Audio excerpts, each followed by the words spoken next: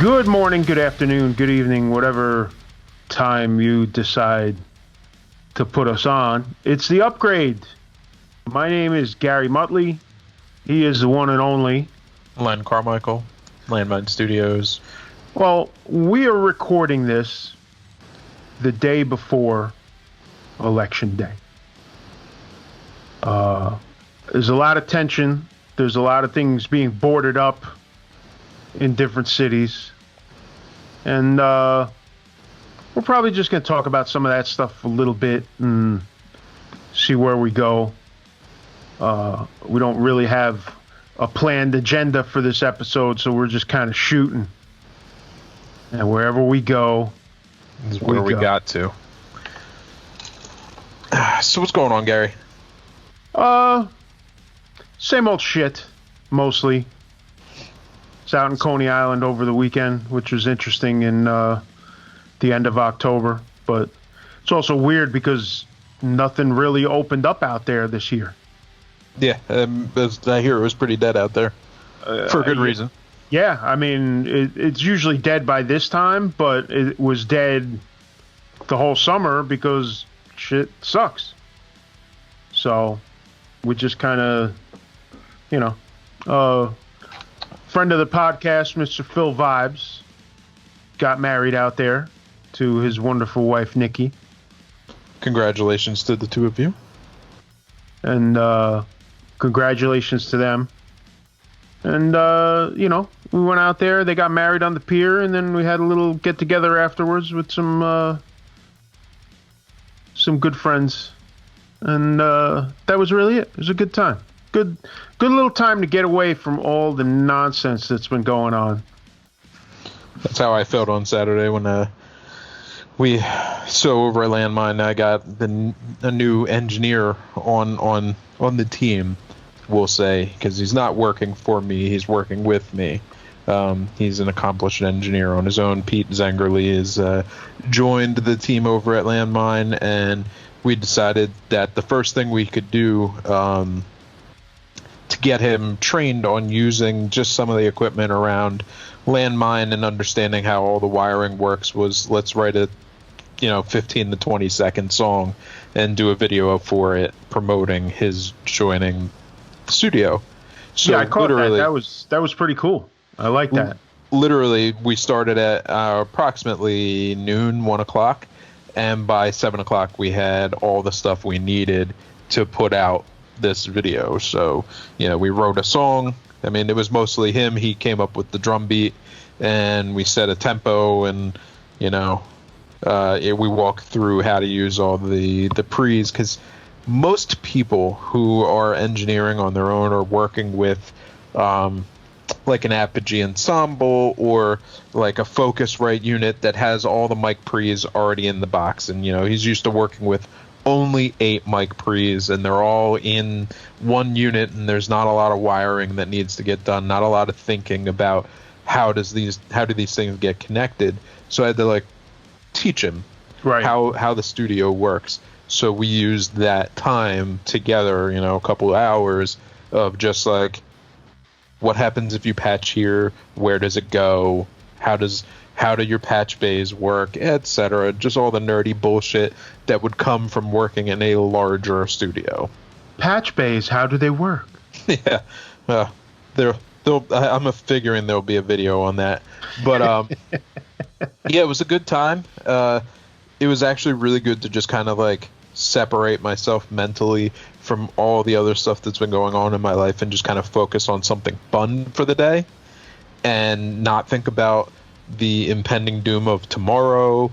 Literally, I was just thinking, I'm having a great time recording something that has no bearing on anything. There's no band breathing down my neck about where's my mix, where's my this doesn't sound right, etc. It's literally just me and another engineer bouncing ideas off each other and faking a video, because none of those takes were done while we were tracking it. We tracked it and tracked it and then did the video after. We just did a dub over. We did 6 or 7 takes of each angle, and then he just chopped it all together that same night, and by like 11 o'clock, I had a video in my fucking email. Yeah, it looked cool. Yeah. You know, he's like, I got a camera, I got a light, and let's just clean up the place a little bit and see what happens. I was like, yeah, let's do it. And, you know, I've got a couple leads out of it. He's got like a bunch of leads out of it. And we're just going to take it for what it is. And, you know, I'm happy that I did it. And it's going to provide me with, it's like that iron sharpens iron thing. So yeah. He's got skills that I don't have, and I've got skills that he doesn't have. And we were definitely going back and forth on some stuff. Just I'll jump in and do some edits, he'll jump in and do some edits, and we'll like look at what each other's doing. And like I definitely know that I showed him some stuff that he had never even thought of. And it's the really nerdy shit that I would come up with, whereas he's like bigger picture, like how do I just go hard in the paint and make it sound like next level, whereas I'm like, how can I make a gate work better? Like, what can I do to do this? So it's, you know, it's going to be pretty cool. Yeah, it sounds cool. I guess he'll be doing more video stuff too, which would be cool. Yeah, I mean, the intention is to start a YouTube channel with just like 20, like two minutes, like 2-minute sections on things, or if it's longer, it's longer. But like, how do you do this, and just get the views up, because that's how you make money. Yeah, that's cool. I think you and I talked about that a long time ago at one point. Yeah, I just don't have the time to fucking do it. Yeah, no, like, I understand that. You know, I'm working 9 to 5. Yeah, that's my biggest problem is I'm working 9 to 5. I'm working for Sonny for Hey 56. I'm working for myself at the studio doing bands that come in to me, you know, household stuff, family stuff. You know, I just want to sit down once in a while and just not think about stuff. So it's like there's no time for me to actually like focus on making a YouTube channel, because if you're going to make a YouTube channel, you kind of have to be all in.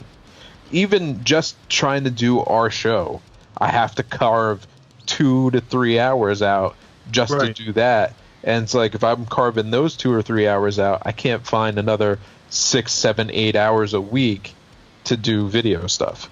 And that's now, you know, if it ever gets to the point where you start working at the office again, it'll be even worse. If I go back to the office, Lord have mercy. Because that's one of the things I'm worried about, because I recently found out that I will be going back to my office in a couple of weeks. Really? And, yeah, right before Thanksgiving. Okay. So I'm like, okay, and I'm thinking to myself, like, it wouldn't necessarily interfere with this. Yeah.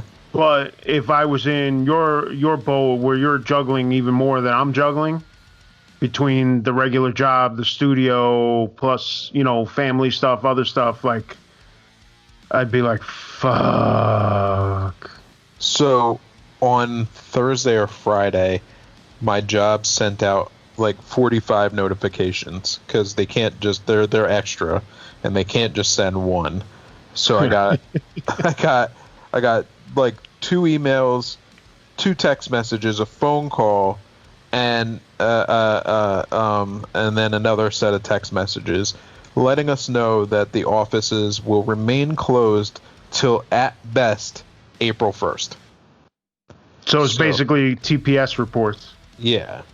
But April 1st means that we will have been out of our office for over 1 year at that point. Yeah. I will not have even set foot in that building in a year. We'll have paid all the rent for 12 months, and not one person has even used, you know, a megabyte of fucking internet in there. Like, literally nothing has happened. Well, I won't out the person, but somebody that I spoke to over the weekend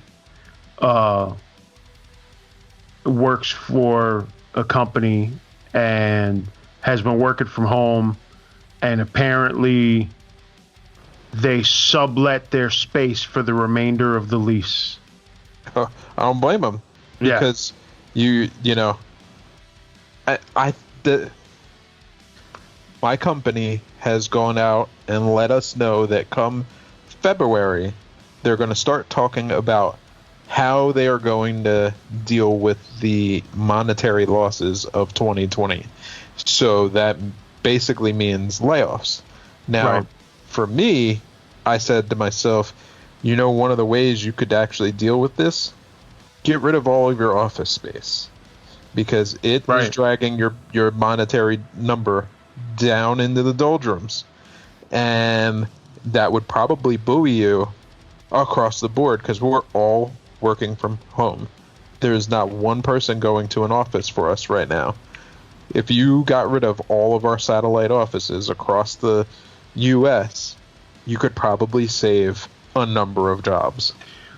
Well, that debate is definitely going on in a lot of places right now because I've had that conversation with a bunch of people, and it's all the idea of, well, hey, you know, especially, you know, Jesus Christ, look at the numbers per square foot in Manhattan for office space.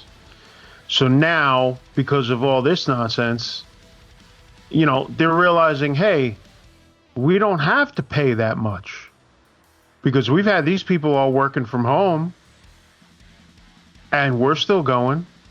In some cases, not every place, obviously, but there's plenty of businesses that are still operating and they're operating that way. And now they're starting to look at it and saying to themselves, like, well, we can continue to waste this money, or we could piss this money away on square footage in Manhattan, or we could start reevaluating and looking at things a little different and say, hey, we'll save ourselves all that money and have our people work from home. It would make more sense to do that. I mean, I understand. So this goes down into the conversation we had when we first started talking about this back in April or May. Right. As this continues to wear on, the price of commercial space is going to hit the fucking floor because they're going to be dying to get anyone in there because these spaces are going to people are going to stop paying rent on it. Like, businesses are still paying in most cases, especially when you're talking about like big warehouse style buildings and as well office space buildings. These companies are currently still eating that out of budget, but that budget is going to dry up and these spaces are going to end up fully empty. You're going to have widespread blocks of just desolate office space and no one to take it because these businesses will not have the means to go back in there or start over somewhere else and maybe a slightly lower price somewhere else. Like, it is going to be a fucking massacre. Well, let's also face it, you know, it's in a little bit of a different direction and doesn't necessarily just affect Manhattan so much. It's everywhere. But look at how much empty retail space you already have, because how many of these places have gone out of business? How Most many of the malls are, are you and I just dying. You and I have talked about this, not necessarily on the podcast, but all these videos that these guys put up of, like, you know, urban exploration type shit in dead malls. Oh, well, in the Midwest and all these other places. I would like to shout out my boy Dan Bell. I mean, we're not friends, but I feel like he's my friend because all I do is watch his videos. Go on YouTube and look up Dan Bell, and he will take you to dead malls and dirty rooms in hotels and motels that can't keep up with, you know, the cost of running the locations in which they run. Well, yeah, you sent me a link to one of his videos, and then I just got lost in a YouTube hole. Yeah, just watching other shit because he's got all kinds of stuff. Dead Mall series in all these different places, and you just watch it, and I mean, shit. I know you've got him down by you. I've seen some up here, and even, I've seen them, like the Nanuet Mall up by where my family lives. The old Nanuet Mall was dead. They eventually tore the whole thing down, and they left the two stores on either end of the mall, the two big stores, which it was, I think, was it a Sears and a Macy's? Well, Sears is out of business and Macy's is fucking dying. Well, that's what I'm getting to. Like, they literally gutted the whole mall, left those two stores, and then rebuilt it as like one of those outdoor type of malls. Okay. And now the two stores that were left over are both gone. Yeah. Like, they're both out of business. Like, the two things they left over are dead. Well, my friend Jill used to be a clothing designer for Macy's, and like a year ago they went through and just gutted that whole business. She was working at the Macy's on 33rd, what is it, on 33rd and 7th or whatever. Yeah, in the city, like the big Square. one. Yeah. She was, upstairs in one of the things designing clothes for 10 years. And she's seen cuts before, but they legitimately cut almost everyone. And it's just like, it was a precursor to what this is. It's even worse now. Yeah. So yeah, I mean, you wander around in Manhattan, you wander around in my town, pretty much everywhere is going out of business because there aren't enough people out spending money, and everybody's already 6 months underwater, 7 months underwater. Because that retail space was hurting even before this happened. Well, yeah, I mean, the prices are insane in Manhattan, but they're insane everywhere. Yeah, I was going to say even outside of Manhattan, because you had all these other places close, and in a lot of cases, the space is still sitting there empty. Yep. I've seen so many places like that, like, in Nyack, the Palisades Mall, which is like right near where my mother lives, JCPenney out of business. Yeah. A whole bunch of smaller stores out of business. They used to have a Circuit City. They've had all these stores that go out of business. Like, how many places can you have a fucking Spirit Halloween store? You know what I mean? Well, because that's what they do with all these empty spaces. So, on Route 1 right by me, one day, you're driving by, Houlihan's is wide open, people running in. Legitimately, the next day, the place is dead empty. And you're like, whoa, what's going on? And, there's a report. Houlihan's shut down. Like, they gave no notice to the people working there that they were going to shut down. They just cut it off. Isn't there a Kmart on Route 1 that closed also down that way a while ago? Well, it was a long time ago. Oh, is it? I don't remember. Yeah, well, there's a Kmart in Hamilton it's not on Route 1, but it's not far from Route 1. Uh-huh. And they closed. Like, maybe that's the one that I'm thinking of. It's just, it was sad as fuck in there anyway. It didn't matter. Most Kmarts are pretty. It was pretty decrepit. It was raw in there, bro. Yeah, I was like, there's a Kmart here in the Bronx in Co-op City. No good. Oh no, it's no good, very bad. And I haven't set foot in there in a long time. And the last couple of times that I was in there, I was like, I don't want to be here. It's like It's literally a place where zombies are. Yeah, it makes TJ Maxx look respectable. Yeah, you know what?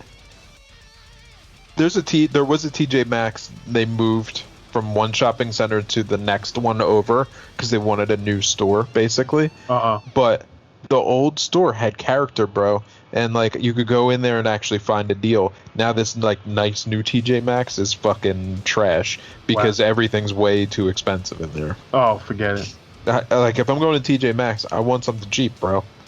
Yeah, I'm looking for a cheap T-shirt or a cheap like button down that I don't care if it gets ruined. I'm not here shopping for designer. Right. Well, listen, I'm fine with TJ Maxx, but you know what you're walking into, because anytime I've walked into a TJ Maxx, it looked like a car ran through it. Shit thrown everywhere. Yeah, but just like everywhere. Listen, if that's what I got to put up with for a deal, that's fine. But yeah, I mean, hey, we're here for deals, right?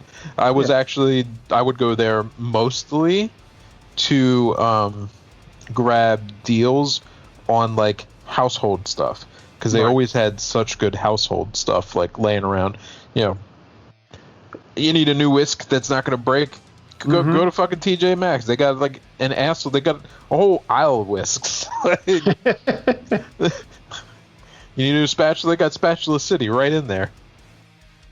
But yeah, I mean, listen, that's fine. But you know what you're walking into. It's like, I'll go into the minefield to get myself like, a $10 dress shirt. Yeah, of course. And they always had bigger dude sizes. So I was like, that's true too. This is a good spot. I'm in. But now I can't even go in the new spot. Ugh. Yeah, because now that it's new and fancy, they're like, oh, well, now we can charge you $30 for a shirt. Like, no, I'm looking for $10 shirts. I'm good on that. I'm good on that, bro. I got a wedding. I'm probably only going to wear this shirt once ever. Yeah, so I'm not spending more than $10 on it. Usually what it is by the time I'm going to come back to wearing the shirt ain't going to fucking fit anyway. Either I'm going to be too fat or too skinny for the shirt that I bought at this specific moment. So it don't matter. Yeah. Bottom line, it's a one-timer. So it needs to be cheap. Got to be cheap. Exactly. So, heard any good jokes about the election lately? I mean, the whole thing is a joke, but I got to tell you, the more I see and hear, the more I just can't stand any bootlicking asshole. Oh, I'm over it. That supports this. Like, the more I see, and we were talking about this a little bit before we went on the air. I've started watching, and I watched them before, but I started getting really deep into it. The Young Turks on YouTube, because I don't classify myself as like, I'm not a liberal, I'm not a conservative. They classify themselves as progressive. And I don't necessarily classify myself as progressive, but I find that I agree with so much of what they say that I guess, I don't know, maybe I am a fucking progressive. I have no idea. I don't want to call myself a progressive, but I'm also one of those guys that hate that everything has become a keyword.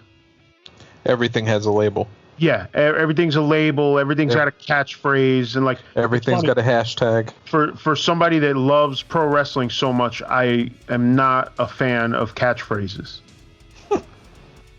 With rare exceptions, but it's like catchphrases are usually something that doesn't fit in normal conversation. Right. So it's like when you go out of your way to say you're going to get these hands, it's like it doesn't flow with normal conversation. So it's a catchphrase. So to me, it's stupid.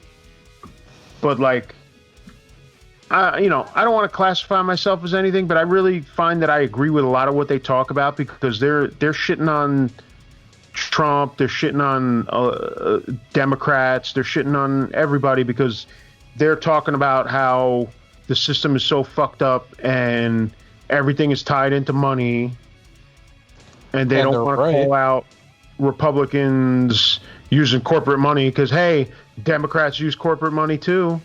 Yeah, of course. And I just find that I agree with so much of their stuff, and a lot of what they've been talking about lately is all this shit with tampering with the vote and whatnot, and how it's just straight up fascist, and how it's become such a thing that like, these are not Democratic values or Republican values, they're American values. Like the basic idea of your vote being counted, or the mail system. Like, we've talked about it. They've totally fucked the mail system at this point. But just Trump is just dismantling all of these things that are like the root of the American way of life. Because what's the biggest thing if you talk to anybody about America, like it's always like, oh, it's democratic, it's a democratic system and people vote and they follow the will of the people and this and that, and it's like, no they don't. No they don't. No they don't. But now here it is, just blatant, like, because even, listen, politicians are full of shit. We know they're full of shit. They've always been full of shit. They've always been full of shit. They've never been more full of shit. But back in the old days, at least they would try to talk around it. And like, you know, that shit's gone now. Put a little ketchup on that shit sandwich so it goes down a little easier. But like now, Trump is just like blatantly like, he doesn't give a fuck at all about it. And it's funny because they were I was watching one of the videos today and they were talking about the idea that like some of these high level judges have actually been saying no, and it's probably because they're just so blatant about it that like the judge can't possibly sign off on it. Like right. If you came in and like tried to be nice about it with some flowery language and shit, that the judge might sign off on it, but you come in like with a fucking claw hammer and they're just like, yeah, I don't know about that. I can't do that. You know, like you're not sitting there like stroking their back while you're fucking stabbing them. Like you're just in there with the claw hammer, like just bashing away. Yeah. And it's just gotten so insane. But like, this dude is a straight up fascist. And the only people that don't see it are his cultists. Right.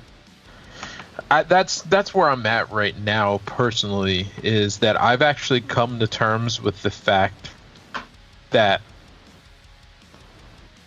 the people that follow him specifically, and I'm not talking about true conservatives, people that actually identify as Republicans and do not follow Trump, because there are people out there that are actual Republicans that do not think that he is doing a good job. Right. And I have no issue with, like, no direct issue with conservatives. Like that has never been my issue. But my issue is right now we have a large swath of people who live in this fucking nation that have been bamboozled by this fucking asshole, and they don't even recognize that they've bought into a cult. They don't even see it. Like, they're mere steps away from the Flavor Aid. They're right there. Yeah, and these are the same people that always talk about how pro-America they are and this and that. And, like, everything this dude is doing is just so blatantly anti-America. Yep. Like, it has nothing to do with America. This is shit they do in fucking communist countries. Like, all this sneak shit and all this stuff with, like, tear gassing protesters and shit like that. Like, what are we gonna do? Fucking run somebody over with a tank?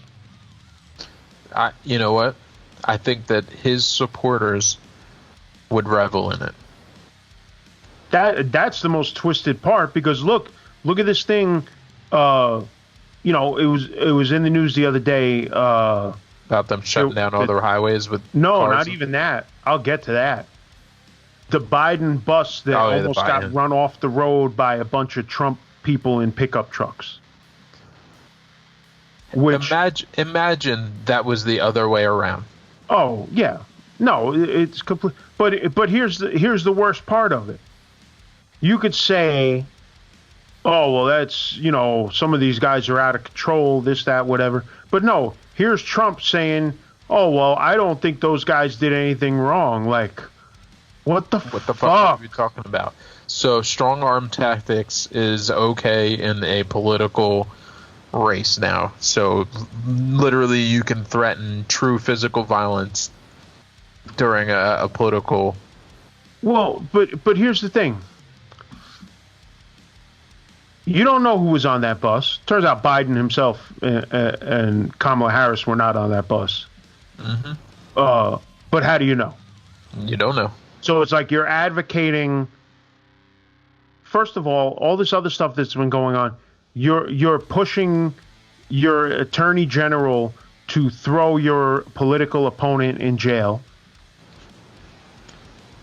Well, can we talk about that for a minute?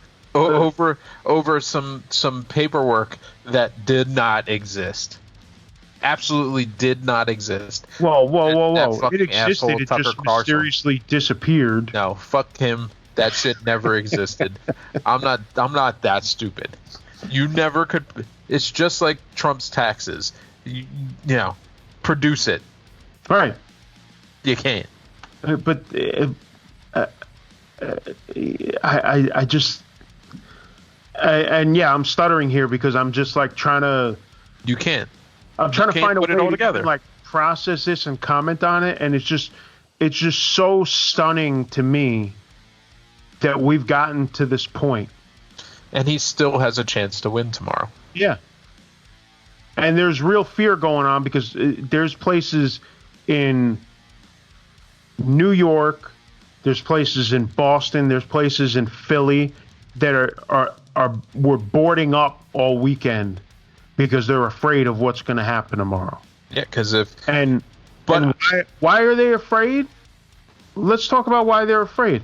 Because of what I'm talking about. They tried to run this bus off the road, and there's Trump saying, well, I don't think they did anything wrong.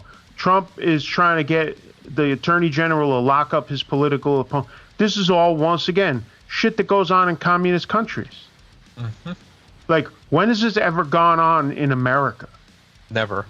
And you could say, listen, first of all, the root of this whole thing with Biden and this recent shit, that he was trying to get his son a job with the, making money off the Ukraine, this and that. Like, motherfucker, look at all of Trump's kids that are all working for the government right now. Yep. Enriching themselves off the government. Am I saying that it's right for Hunter Biden, even if he was getting some job with the Ukraine or whatever? No, it's not. But all of a sudden, first of all, like, yeah, okay, we're going to start drawing the line now with that. Like, after this has been going on in the government for, forever. So years. Forever. But also, like, you're trying to go after this dude for that when you're blatantly doing the same thing times 10. What's good for the goose is not good for the gander. All right. But this is what I'm talking about. Like, it's just so blatantly ridiculous. Like, okay, well, he's doing that, and we have no real proof of anything unusual going on. But, oh, hey, don't pay attention to the fact that, my daughter and my son and my son-in-law are all working, doing shit with the Middle East and this and that. Like, Don't worry about that. It's like, never mind the man behind the curtain. Right. Yeah, like and there's another thing the Young Turks have said before. Like, you want to drain the swamp. You are the swamp. 100% the swamp. Right. So, I had a friend reach out to me today, and she's like, hey, I'm really worried about tomorrow. Do you think that there are going to be problems? And I legitimately responded to her. I was like, I don't know how you could think there aren't going to be problems tomorrow. Right. Like, there's at no point in my mind been an idea that tomorrow is going to go off without a hitch, regardless of who wins. Let's also face facts that no matter what Trump says, he ain't leaving. Not even that. he keeps going on and on about how we should know who the winner is tomorrow, blah, blah, blah. Like, this whole system has been going for how long, where there's absentee ballots and this and that, and sometimes it takes days to count these things. Mm-hmm. Like, this is not a new system. Like, okay, yeah, he's been going to war with this system, trying to fix it any way he can because he knows that he's in trouble. But, like, all of these demands that, like they tried to, you heard about the thing in Texas that got shot down today? No, I didn't hear about. They were trying to get rid of like a bunch of ballots or something like that. Well, they had set up these drive-in voting tents. Okay. So, they went and set this whole thing up, and people went there and have been voting for weeks, I guess. I don't know exactly how long. But here's a whole Republican contingent going to court arguing about the idea that the law states that it's supposed to be in a building and a tent is not a building. We are in the middle of a pandemic and you make concessions.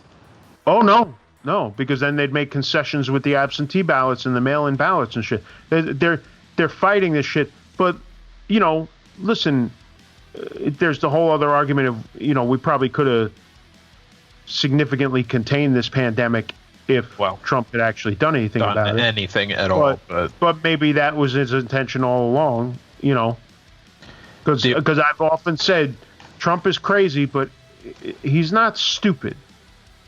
He's stupid in some ways, but he's not stupid in a lot of ways. He's a smart dude, and he knows what he's doing, and I wouldn't put it past him to have a plan for at least some of this shit. I wonder what his plan is for not accepting defeat. How will he dig his feet in? That's my question. A key part of this is how bad the numbers are, and that's a big question. And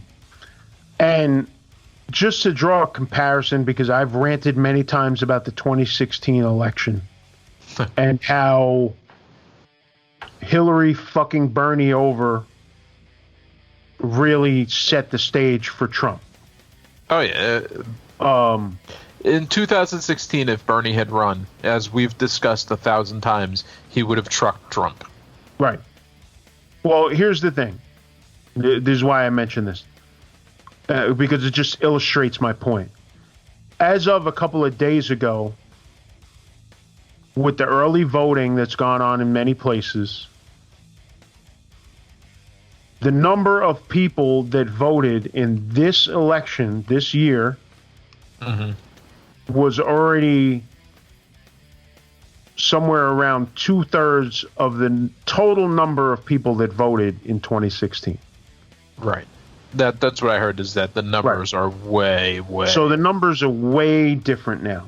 And the problem is, like I said, back then, they screwed Bernie over, and a lot of people were just so turned off that they didn't bother to vote. Yep. Now, the reason why people are voting isn't necessarily because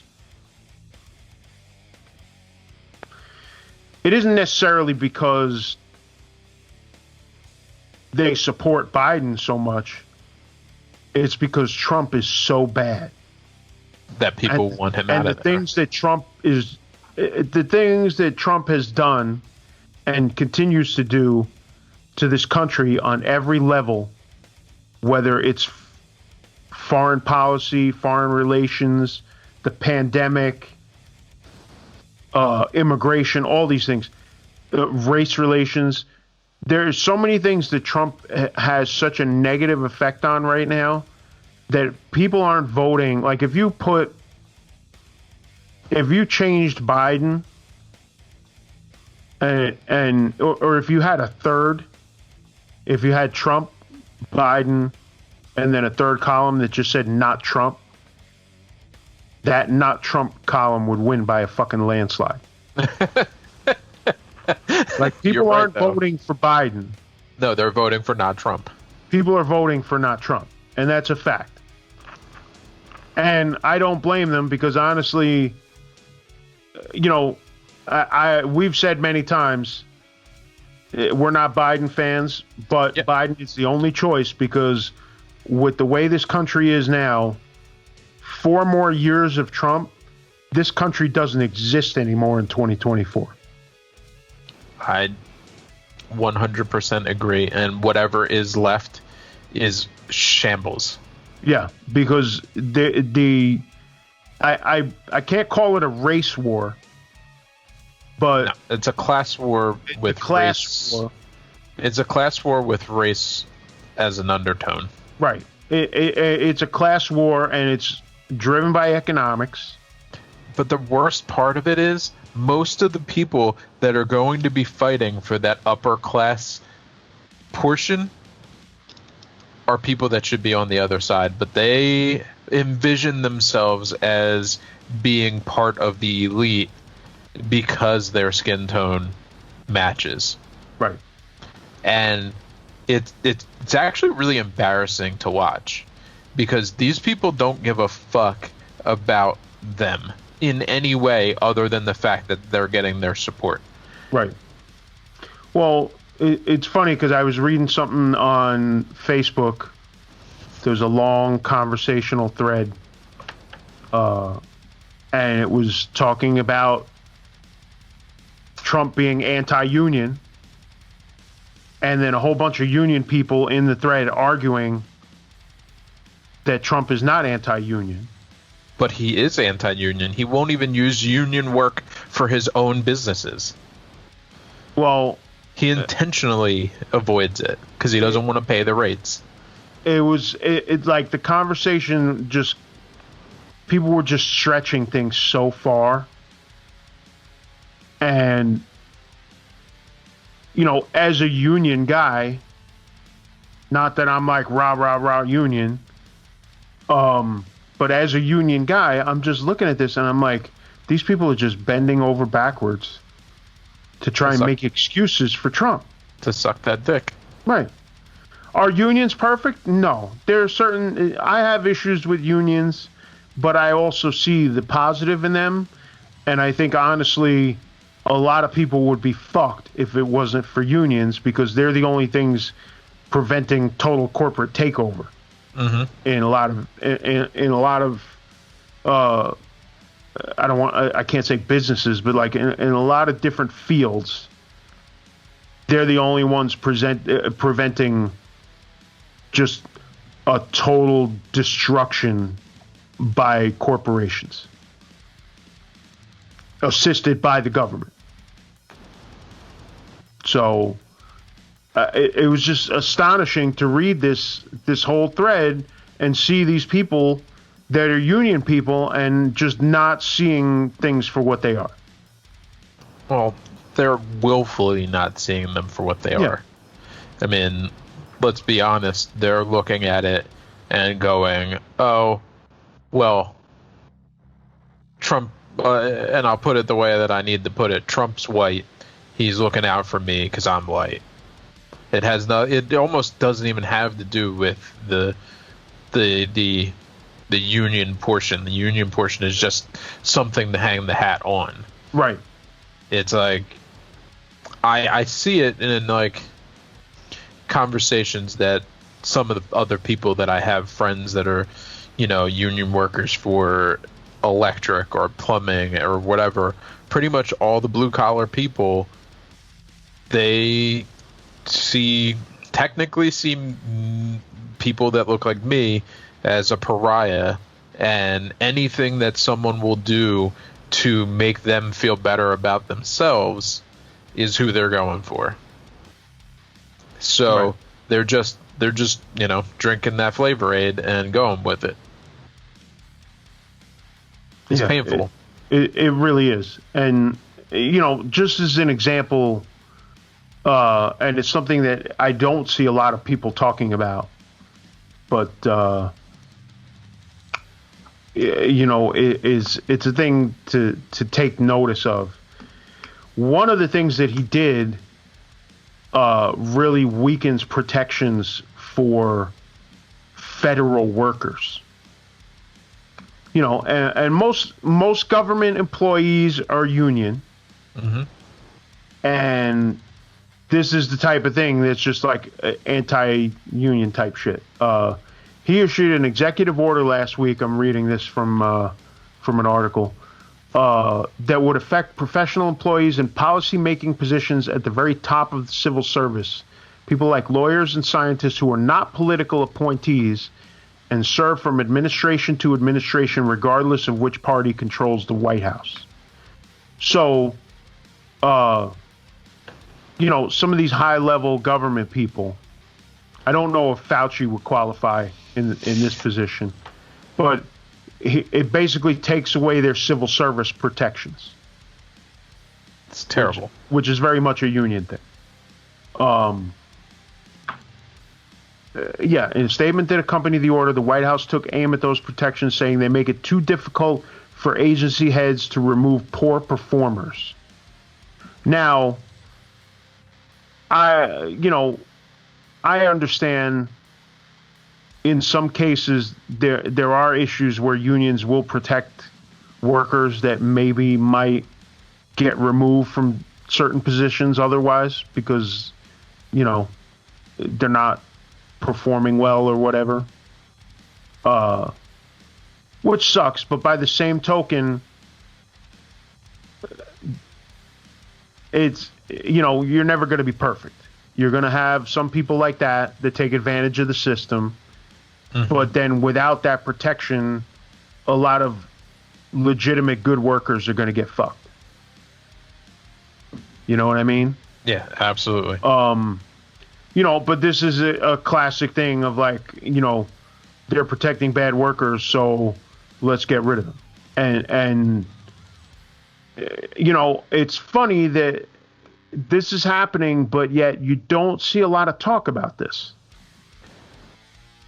The people that would be talking about it are the people that are actually affected by it, right. And everybody else is blind to it because they don't even, I didn't even know that was actually happening. So, I haven't said anything about it because I didn't even know.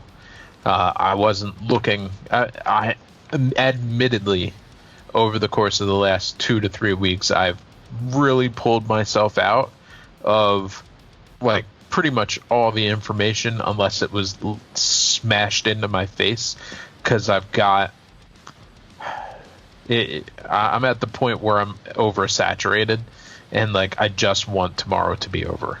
I don't even care what the result is at this point. I just want tomorrow to be done. Yeah, I understand. I think a lot of people have reached that point, and I think it's on one side, it would be nice to say that there's going to be some relief after tomorrow, but the reality is there's not.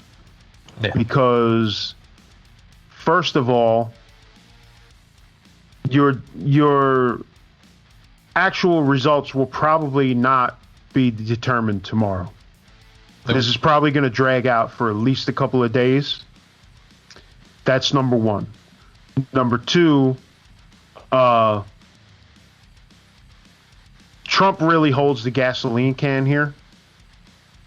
A lot of these people are boarding their shit up because they're afraid of how people are going to react.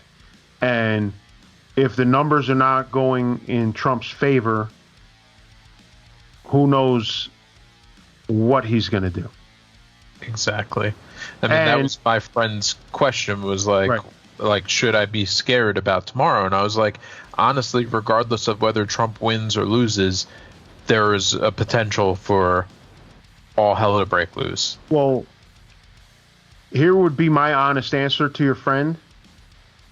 Brace yourself, because if the numbers are overwhelmingly in Biden's favor, there's going to be a fight about it for a while.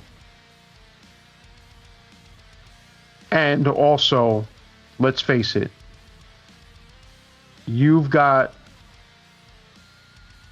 a temper tantrum having baby man in the White House. And if you think we got it bad now, wait until he gets rejected. Mm-hmm. It's just going to get worse. If the numbers are in fact as bad as lopsided towards Biden as some of these polls show, if it really is a landslide, you still got this dude in office for another 2 months.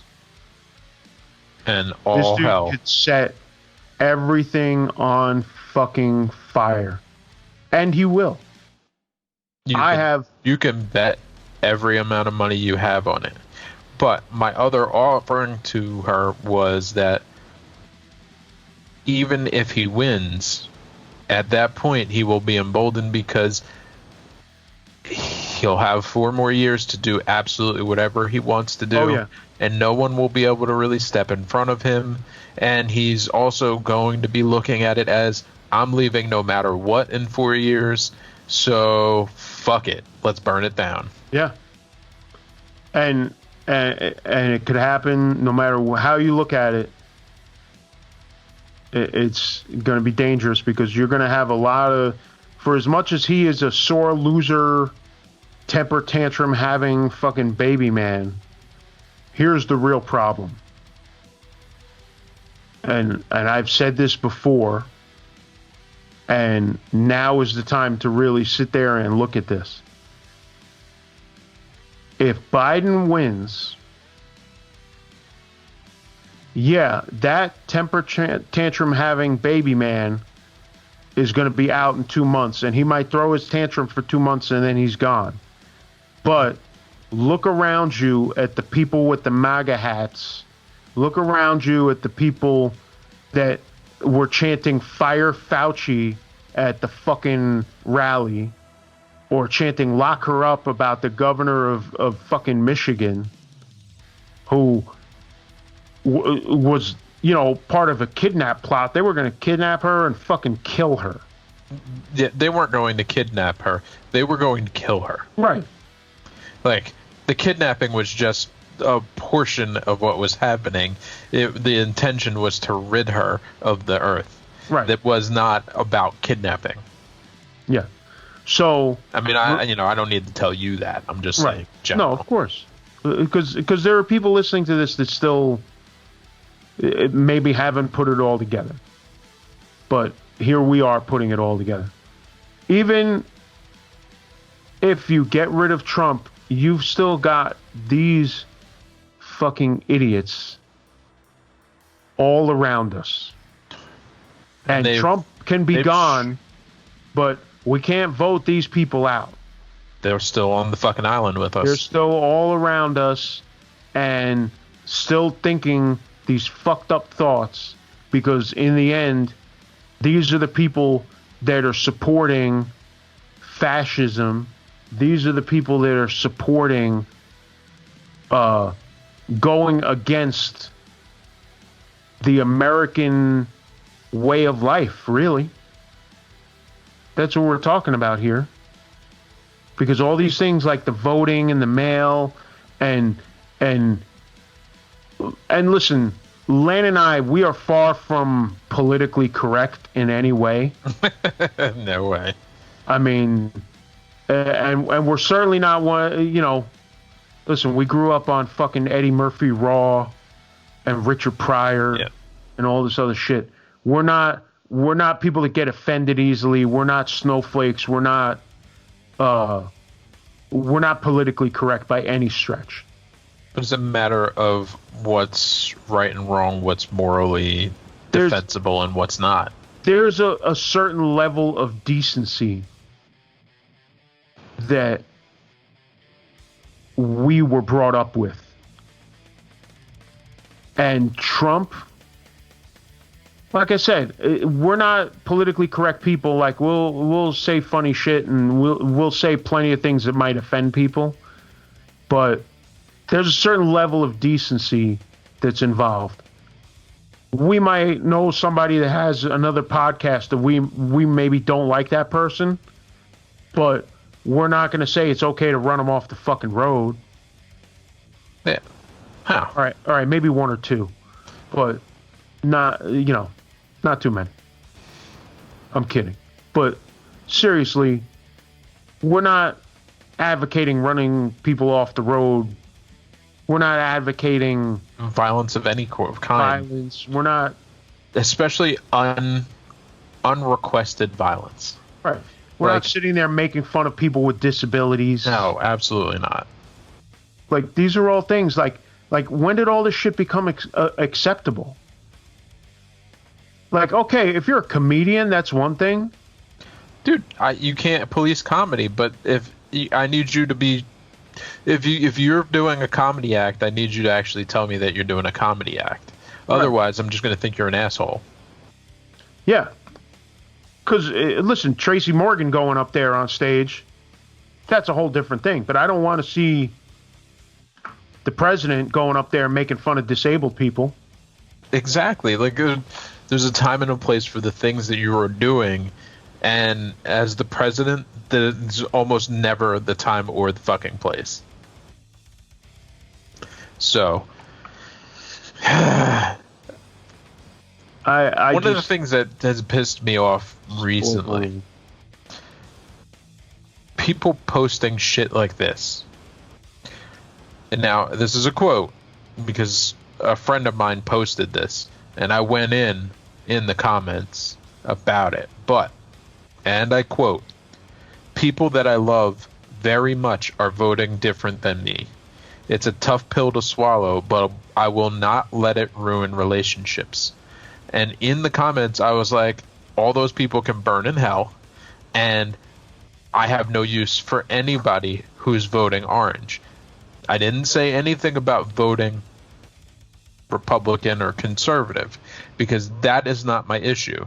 If you're voting for Republicans down the ticket because you agree with whatever it is that they're coming up with, that's on you. Like, I'm not worried about that. But if you are voting for this orange asshole, I don't need you in my life. Point blank. You can be gone, and I will not miss you. And, a bunch of people were like, yeah, I agree with you. And then, why are people allowing other people to have such shit views and then fence walking it? Like, if you got a real problem with it, then tell your people you got a real problem with it. Right. I have had no problem telling anyone that was close to me why I can't support their choice, and why it bothers me that they would even think that it's acceptable, and that I don't need to be around them anymore. I don't have anybody in my actual circle that would be voting for Trump at all. They're gone because I don't need them around. And plenty of people will make this argument about, oh, well, I don't, let politics choose my friends, this and that. Let me politics. Well, but let me explain something to people that maybe don't really process all of this. Okay, you form friendships with people because you have common values to a point. Sure, we may disagree on different shit. I'm a diehard atheist, but I got plenty of friends that go to church. Stuff like that. I've got friends that listen to different music and do different things and like different shit, and maybe disagree with me on certain things when it comes to the government or whatever. But when it comes to Trump, it's just so blatant.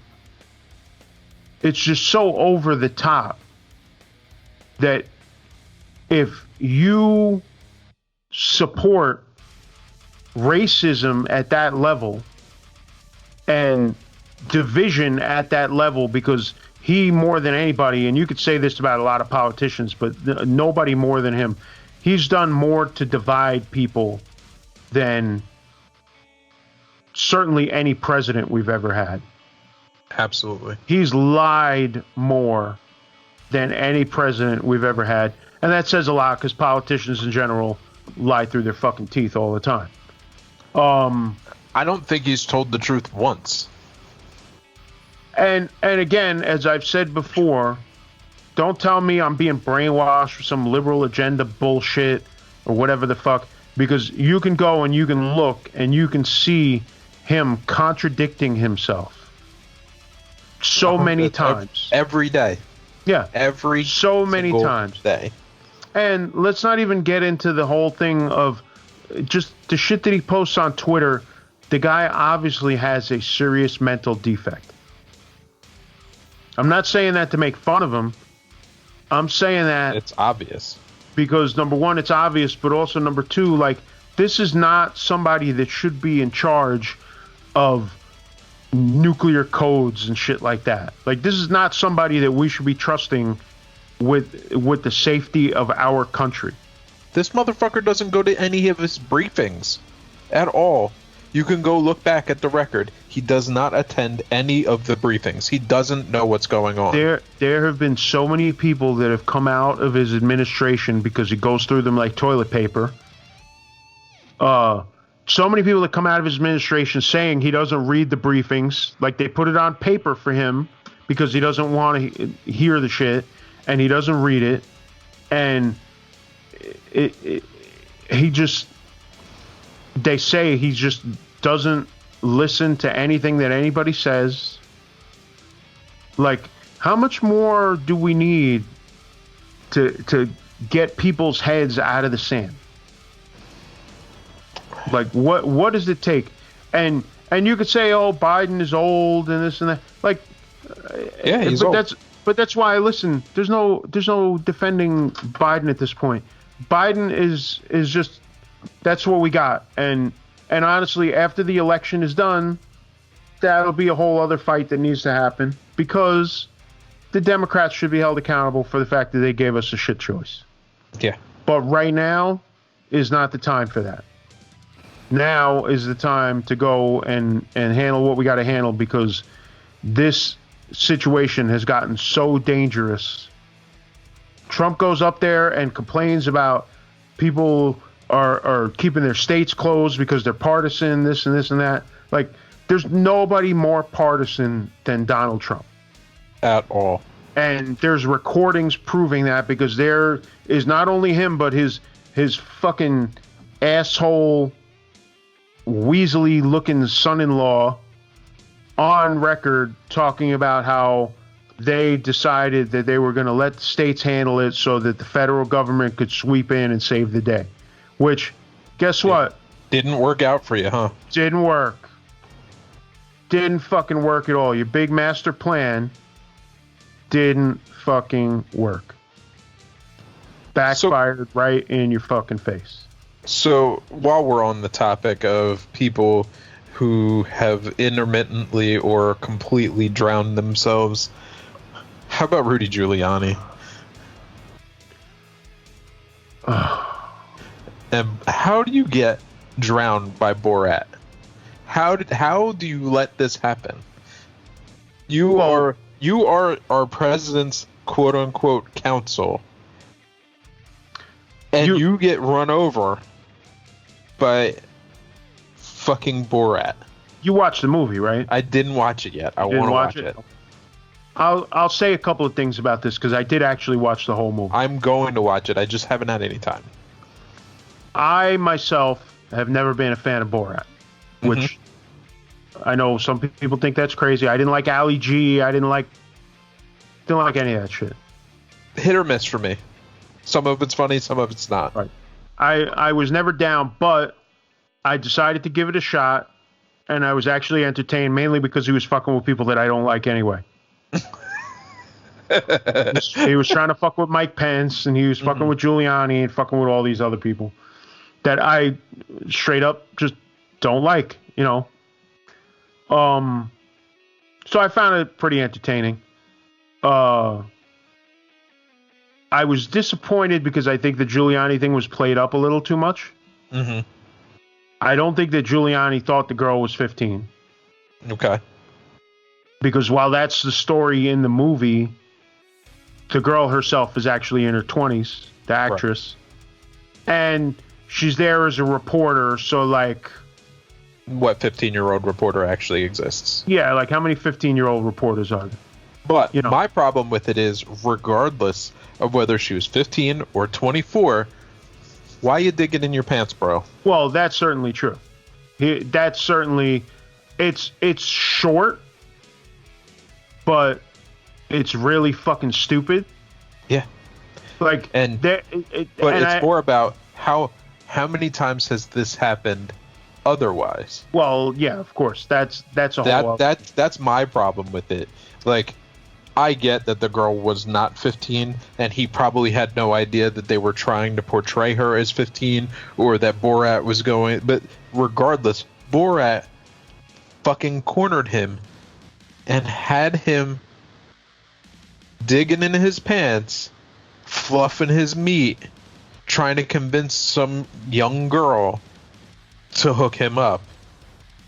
Well, it's not like she was like, yo, I'm about this. Like, from what I can tell, he just decided to take it upon himself to lay back on that bed and quote unquote tuck his pants in. I mean, tuck his shirt into his pants. Well, I gotta tell you another thing, and I hate to say it because it's a little bit of a spoiler. Mm-hmm. The thing with the pants wasn't the best part of that scene. No. Because the best part of that scene, and I had to pull up the actual quote, the best part of that scene is that the girl is in there before they go into the bedroom, because that's a whole separate thing. That's where the pants thing happened. Mm-hmm. When they're sitting out there in the room with the lights and she's doing the interview, Borat is trying, like, he got separated from his daughter and he's trying to reunite with her. So he ends up disguising himself as a production assistant. And he's like holding a boom microphone and ends up in the room with the two of them during the interview. and trying to kind of break it up. Mm-hmm. And he says to Giuliani, because he's like, oh, do we need to stop for a minute? Whatever. And she's all like, oh shit, that's my dad in disguise. What the fuck is going on? But, you know, as a sound guy with the boom mic, he says to Giuliani, this was the best of the whole thing, and I wish this got more press because it's so great. He says, if I were you, I would stick to marrying your cousins. Ooh. Which we talked about recently. And he said that a few times. And dude, I fell right off my fucking couch. I was in tears. I was like, okay, just for that alone, this movie has redeemed itself. Gets the thumbs up. Because he just said straight to dude's face. He's You're like, if I were you, I would stick to marrying your cousins. And if I were Giuliani right away, I would have gone and squared up with the dude. Because that was just, oh man, that was so good. I mean, he hit him raw with that. I'm looking forward to watching this movie. I might watch it. I might watch it tomorrow night. I don't know. But all right. The pants thing gets the press and it's a big headline, but like a lot of it is misleading and it's very short. But yeah, it goes back to the Hunter Biden thing. They were trying to get in front of the Giuliani thing by going after Hunter Biden first. Just to try and deflect because they knew that this footage was about to drop. Yeah, but meanwhile, like, okay, I'm shooting holes a little bit in the Giuliani thing with Borat, but you know how many holes are in this Hunter Biden thing that they're pushing so hard? It's all holes. They're talking about this laptop. They're talking about this laptop that, this whole story from the laptop is very sketchy. The story's changed like 500 times. They tried to shop this story to a bunch of other news outlets that all passed on it, including Fox News. They finally got the Post to do it, and the Post is a fucking rag. Oh, yeah. And meanwhile, the guy who wrote the article for the Post didn't even want his byline on it, which meant it was such a shitty story he didn't even want his name on the goddamn thing. It's bad. It's bad news. And meanwhile, there's all these things that they were worried Trump was already compromised by a Russian operative or whatever. So like all this sketchy shit, and they brought out the day of the debates. They brought a dude out that supposedly had worked with the Bidens, and tried to make a big deal out of it. Like Trump even brought it up in the debate, and the shit went out like a fucking dry fart. Like he literally brought it up, and like it just went right past everybody. Like nobody even acknowledged it. Nobody even mentioned it. But the guy that they brought out, like this whole thing just sounds like it sounds like a Naked Gun movie. The guy that they brought out, his name is Tony Bobolinsky. Like, does that sound like a made-up name to you? That doesn't even sound real at all. Yeah, and he's supposedly Hunter Biden's former business partner and all this shit, and it's like, you got Giuliani, you got Bobolinsky, like... Bobolinsky. It's an episode of the fucking Sopranos? Sounds like it. Like, oh my God. But the whole thing, like he even brought it up, like I said, in the debate, and everybody just completely no-sold it. Everybody was just like, yeah, whatever. Like, it's a dead issue. Ridiculous. But they're trying so hard to push this thing. Meanwhile, just look at all the shit, like I said before. Look at all the shit that all of Trump's kids are involved with. And the son-in-law and everybody else. It's like, really? We're chasing this thing? Stop. Just stop. That's just how it goes. But yeah, if you really look into it, I'm not even going to outline it because it's just going to give me a headache, honestly. But if you really look into the details of this whole Hunter Biden thing that they've been pushing, the way the stories have changed about where the laptop was and how it ended up in somebody's hands, that the guy said Hunter Biden dropped it off, and then Giuliani changed the story to say that the guy that runs the computer repair place is blind. Like, you know, not to pick on people's disabilities, but it might be a little harder to do a computer repair if you're blind. Yeah, a little bit. But even then, it's like the story changes and changes and changes, and they passed the buck so much nobody wanted to touch this fucking story.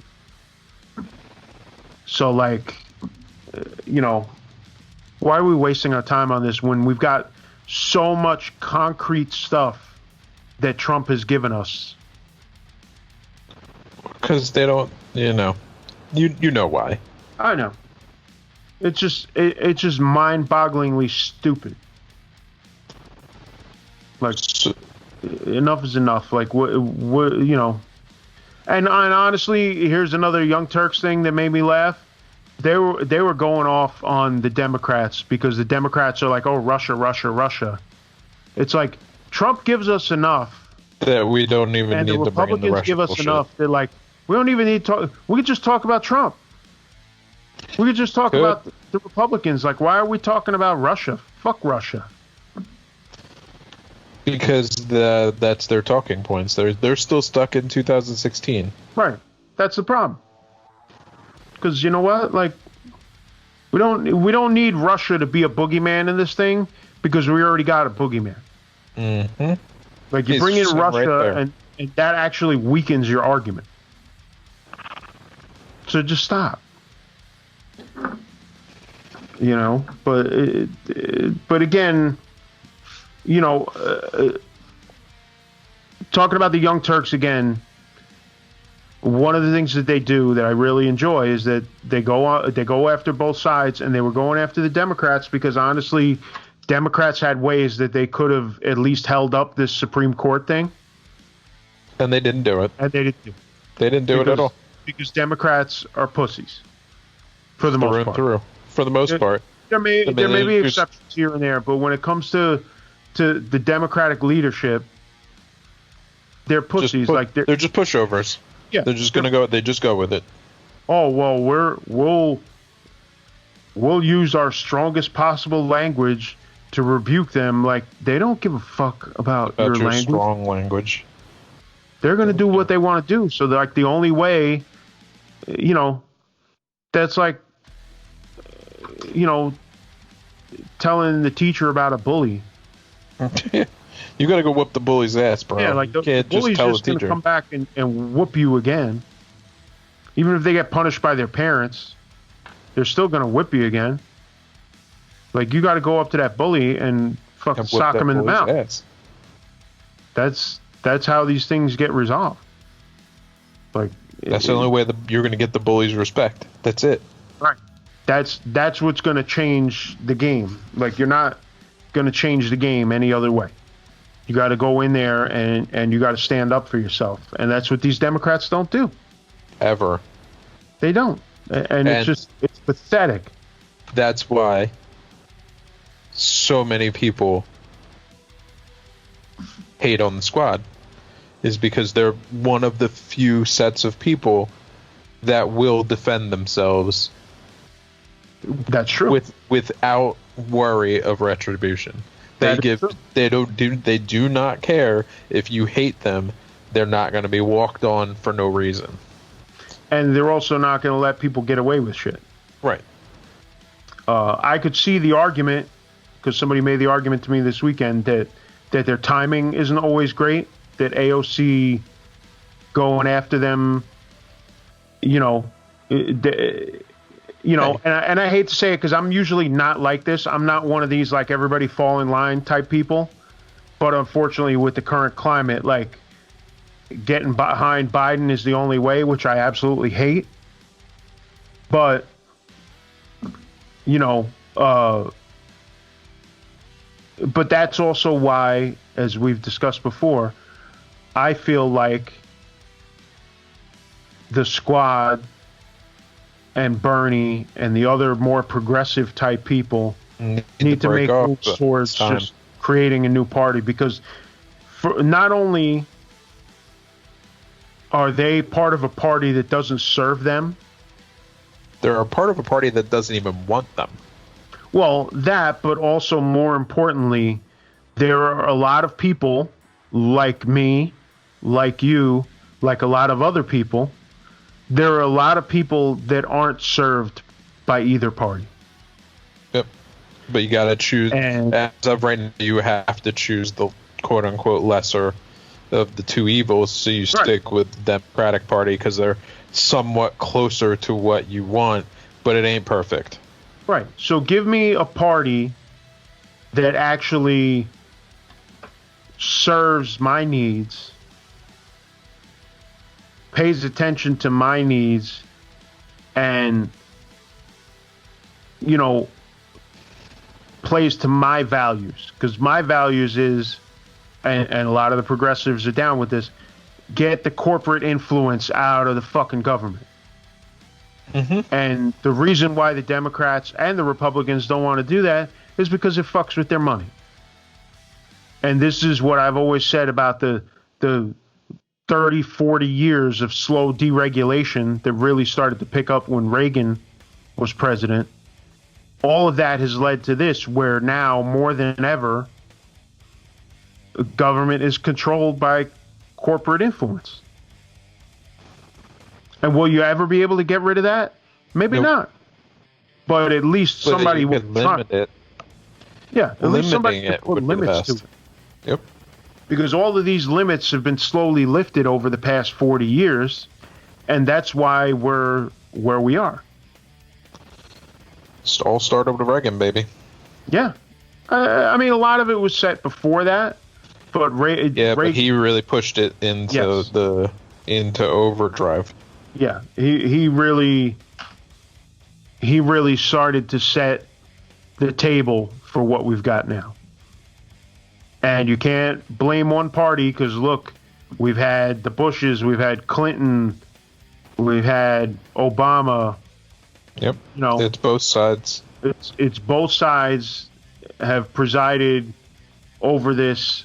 You know, between the president and the Senate and the House. You know, you've had different sides have had control over the years, and nobody has done anything except further enable that shit. Because it's just gotten worse and worse. And it's not going to get better until there's a wholesale change. No, not at all. It's really not.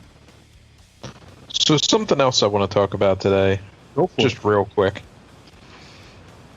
I was looking at the numbers the other day about COVID, and we are up near 9.4 million total cases over time.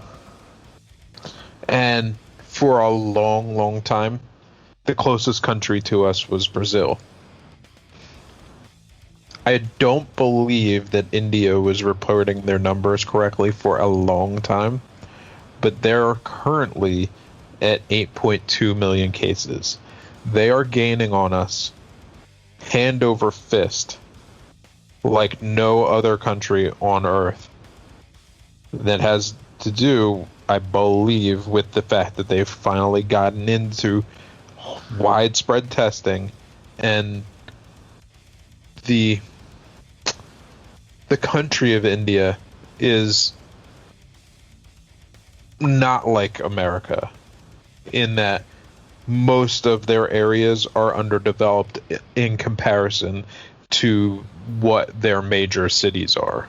Right. So once you're outside of their major cities, it's not necessarily third world, but it's certainly second world, and the potential for transmission just increases tenfold because they have less ways to avoid each other. Mm-hmm. Their number is up 45,000 people a day, which we're up 74,000 people a day, but that fluctuates. There's continuing to climb and climb and climb. I think we are going to be considered winners soon because we will be second place and we will not be the overall worst number on the planet by country. If where I'm going with this is that if Trump is still in power, he will take that and run with it as a sign, and I'm calling it right now, you can put some money on it, that, you know, we're doing better than everyone, and that will be the story as soon as India is above us in number of cases. Right. One of the things that they do report that we do not report is the amount of recovered people.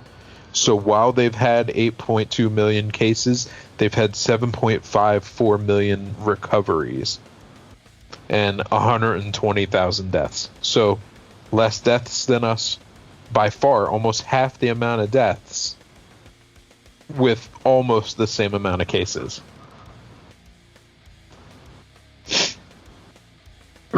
It's ugly. So then I turn back to New Jersey because that's where I live. And right. That's my biggest concern, is because those are the most of the people that I come in contact with are people from New Jersey, and then people just across the river in like super eastern PA. As of July 19th, we reported in New Jersey 0 cases added to the till that day. We had fully flattened the curve. Currently, as of November 1st, we have on record 1,740 some cases, 1,300 new cases. And I'm talking new cases, not just existing cases from the weeks prior that are adding up in like the numbers higher for the day, but just for November 1st, so yesterday, 1,700 cases added to the till. the day before 1300, 1900 on October 31st. And this does not include all the cases that we're going to have from these fucking Halloween parties that happened. So at our worst in New Jersey, we were up around 4,000 cases a day. We are headed back to that number when we were all vigilant, staying home, wearing masks, washing our hands, avoiding people, etc. We flattened that curve and we had it all the way down to 0 cases in a day. And that was just 3 months ago.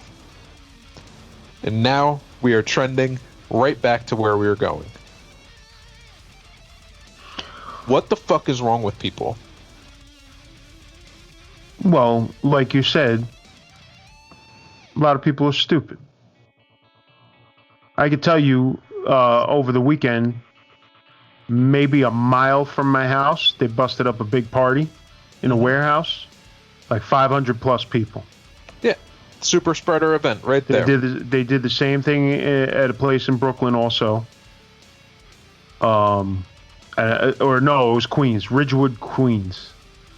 And all right, I don't even give a shit about the police, but you are putting those police officers and the health of all the other police officers on the street and their families at home at risk, making them go to some party to break it up. Yep. Like, if we're concerned about people getting a disease, we're concerned about all the people getting a virus. Not a disease, but a virus.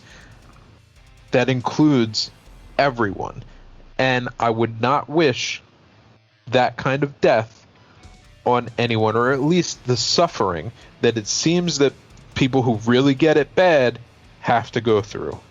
So your party is that important to you that you need to risk everyone else for it? Like, I'm not talking about, in your case, like you went to a wedding, but there were, 15, 20 people at this wedding. Yeah. That is not a major amount of people.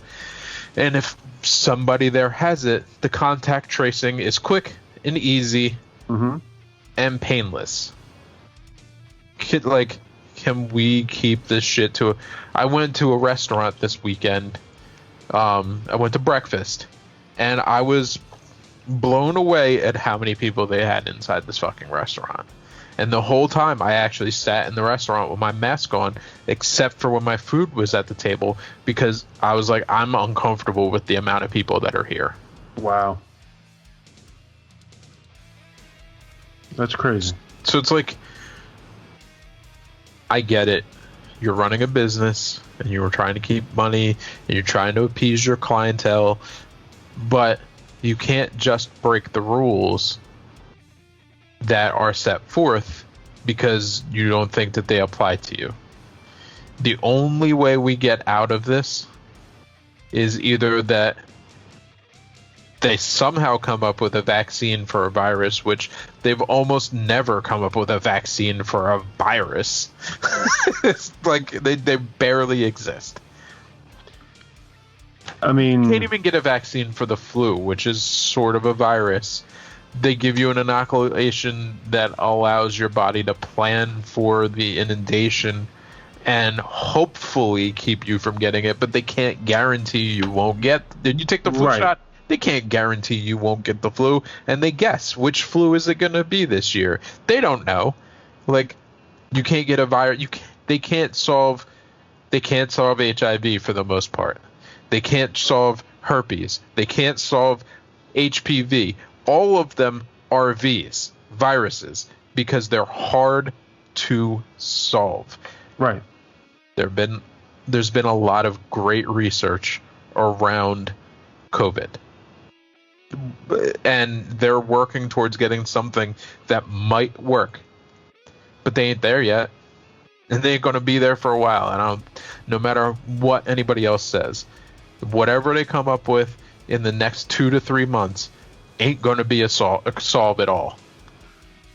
So, the only way we get through this, distance.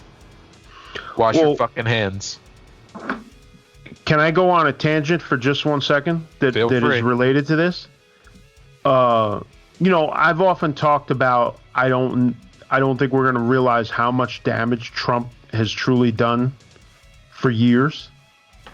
But one of the things that I think some people have taken into account, but a lot of people still don't realize or just refuse to think about, is there was always a general distrust of the government going back a long time. Mm-hmm. But because of the things that Trump has done,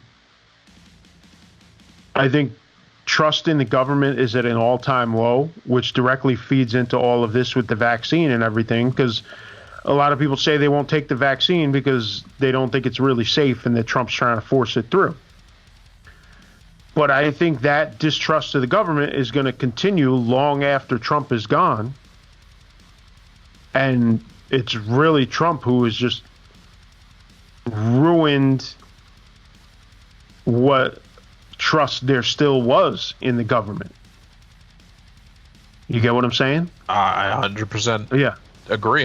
And I don't think people realize just how much damage he has truly done to this country because of stuff like that. Like, it's not even just the racist shit or the threats or the just dismantling of a lot of American institutions.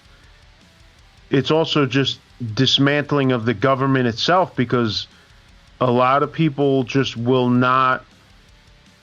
Because think of the stalemate that's going to turn into if over time, just like we see with other things, you want to send your kid to school and they won't let you send your kid to school unless they've got the COVID vaccine. But nobody trusts the COVID vaccine, so they don't want to give it to their kids. And like back and forth. And as I've said before, I'm not an anti-vax person. Me either. But this is how you get anti-vax people. You know what I'm saying? Forcing through something that's not. It's just right, because now that lack of trust is multiplied. So now let's say whatever the next new disease comes around, there may not necessarily be a pandemic, but it's something, and they come up with a vaccine for it, and people aren't going to trust it because it's like, oh, well, look at what happened last time. Mm-hmm. You know, and it's just taken us down such a slippery slope. And this is because of the Trump administration and his blatant disregard for just everything. Like, why are we playing these games? It's ridiculous. You know? But I had to point that out, spinning off of what you were talking about with vaccines. I feel you 100%. Someone overlaid Australia and the United States just to show that Australia is about the size of the U.S. Right. You add in New Zealand, and it's almost exactly the same amount of land mass. October 19th through November 1st, between Australia and New Zealand, there were 282 cases total. Now, obviously, Australia is not as populated as the U.S. So you have to take that into account, that you have like 5 areas or 6 areas that have large population, and then there's, you know, a lot of open land. But their governments over there really took a hard line and put their foot down and stood on the fact that if you're going to be out, you need to be wearing a mask, and you need to be washing your hands and doing all the things that the medical professionals are telling us we should do here. And they've basically flatlined their country. Their country is on the verge of being able to open up. They've also shut down most travel, especially travel from the U.S. to either of those places, because we are an epicenter of infections. Right. I'm not saying that we needed to close our borders necessarily, but we needed to have requirements for travel. I think at this point that's what we need, is requirements for travel. Hey, you want to go and fly to XYZ, then you need to have had a COVID test within the last 3 days proving that you didn't have it. Like, I'm not saying people need to be quarantined or anything like that, but let's limit the amount of people that end up on these planes going elsewhere or coming here with the virus. Like, sure, somebody might get it in those last 3 days, and you're not going to catch them all, but you're going to limit it. Right. But nobody wants to step up and set some real fucking ground rules. Mm-hmm. Like, here's something that came up recently.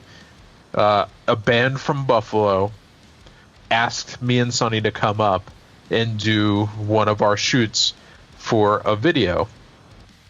But the requirement is that before we come, we all need to have, whoever's coming with the team, need to have a COVID test and results in hand to show when we get there that none of us had it before we left to come. Right. And we will be housed together in some location so that we're not like mingling with other people while we're doing the shoot. Mm-hmm.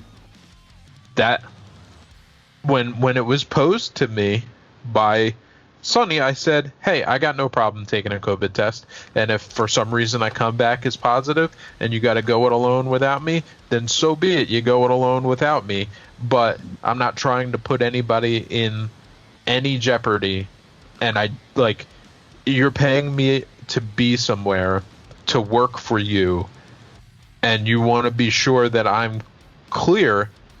I don't have a problem with that. Right. And I think that the same thing should be for major travel. Like, hey, you want to go to Chicago from Trenton? Well, then you need to have a fucking COVID test within the last week before you get on this fucking plane. Everybody just go get tested. Figure out who's got it. Quarantine. Let's get this done with. Well, but you see, that's the whole thing that comes up, and that's where the root of the problem is, because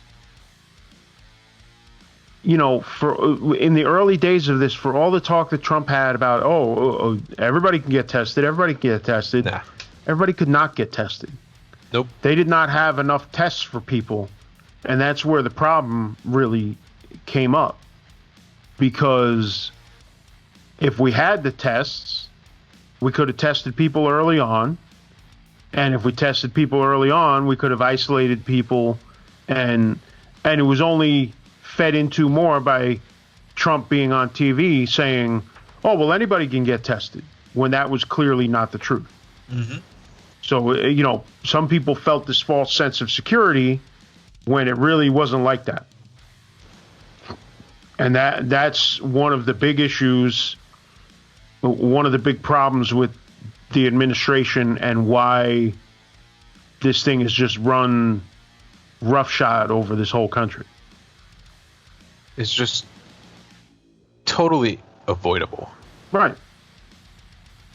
It's totally avoidable on so many levels, because you could talk about how he downplayed it and things like that, but also, the different, giving it to the governors, and just the lack of consistency from state to state, even now.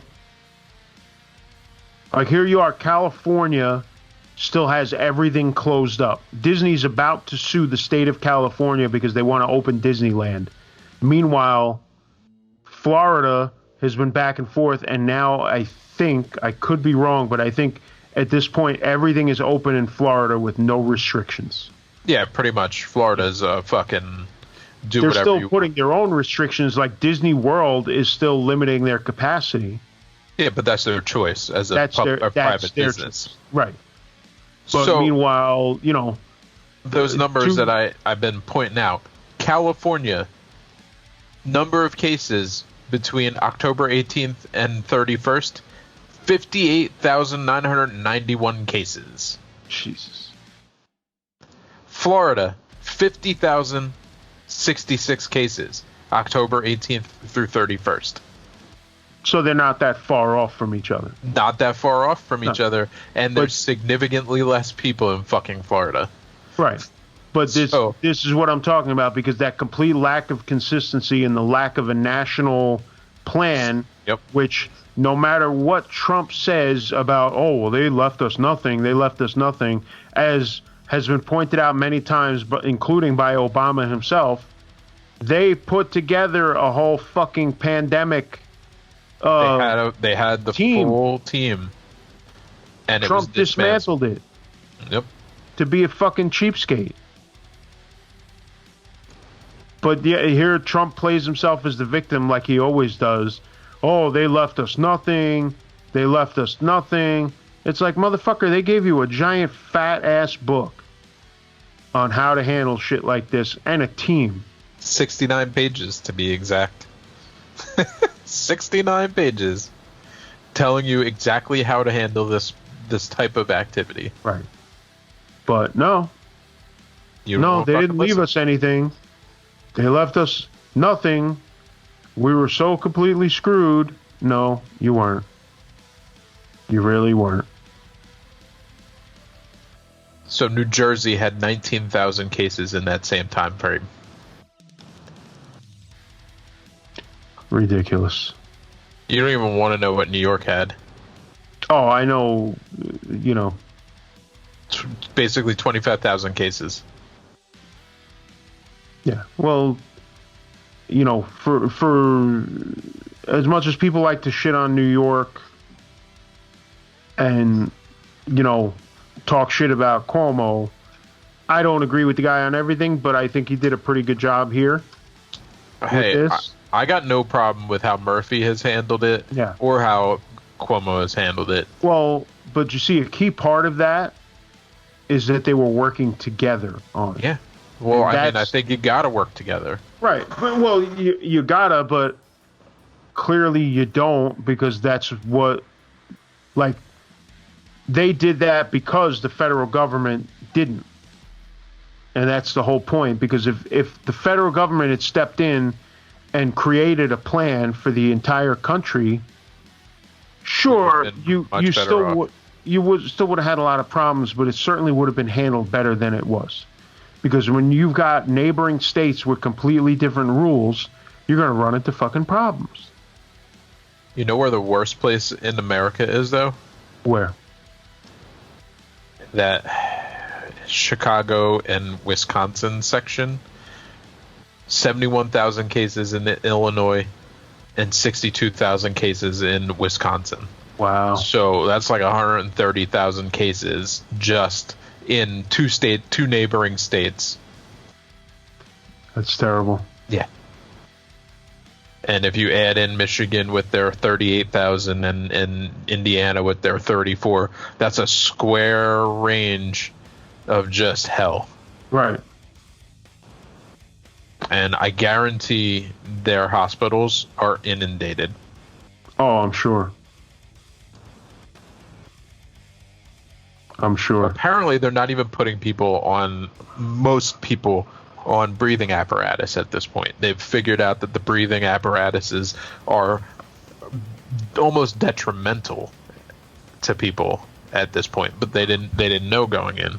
Well, it's funny you mention that, because I was going to go into that before. I had a conversation recently talking about how the number of deaths have gone down compared to before. Well, and they're treating it with different medicines. Well, that's what I was going to say, that they've just learned how to treat it better. Even with just techniques and not just the medicines, but, after a while, you get a bunch of people come through, you know what works and you know what doesn't. Yep. And obviously everybody's body is different. So that's what works would work for you may not work for me, but they'll have seen somebody else that was like me that responded, and they'll go that direction instead. You might have a plan B and a plan C. and put that plan together.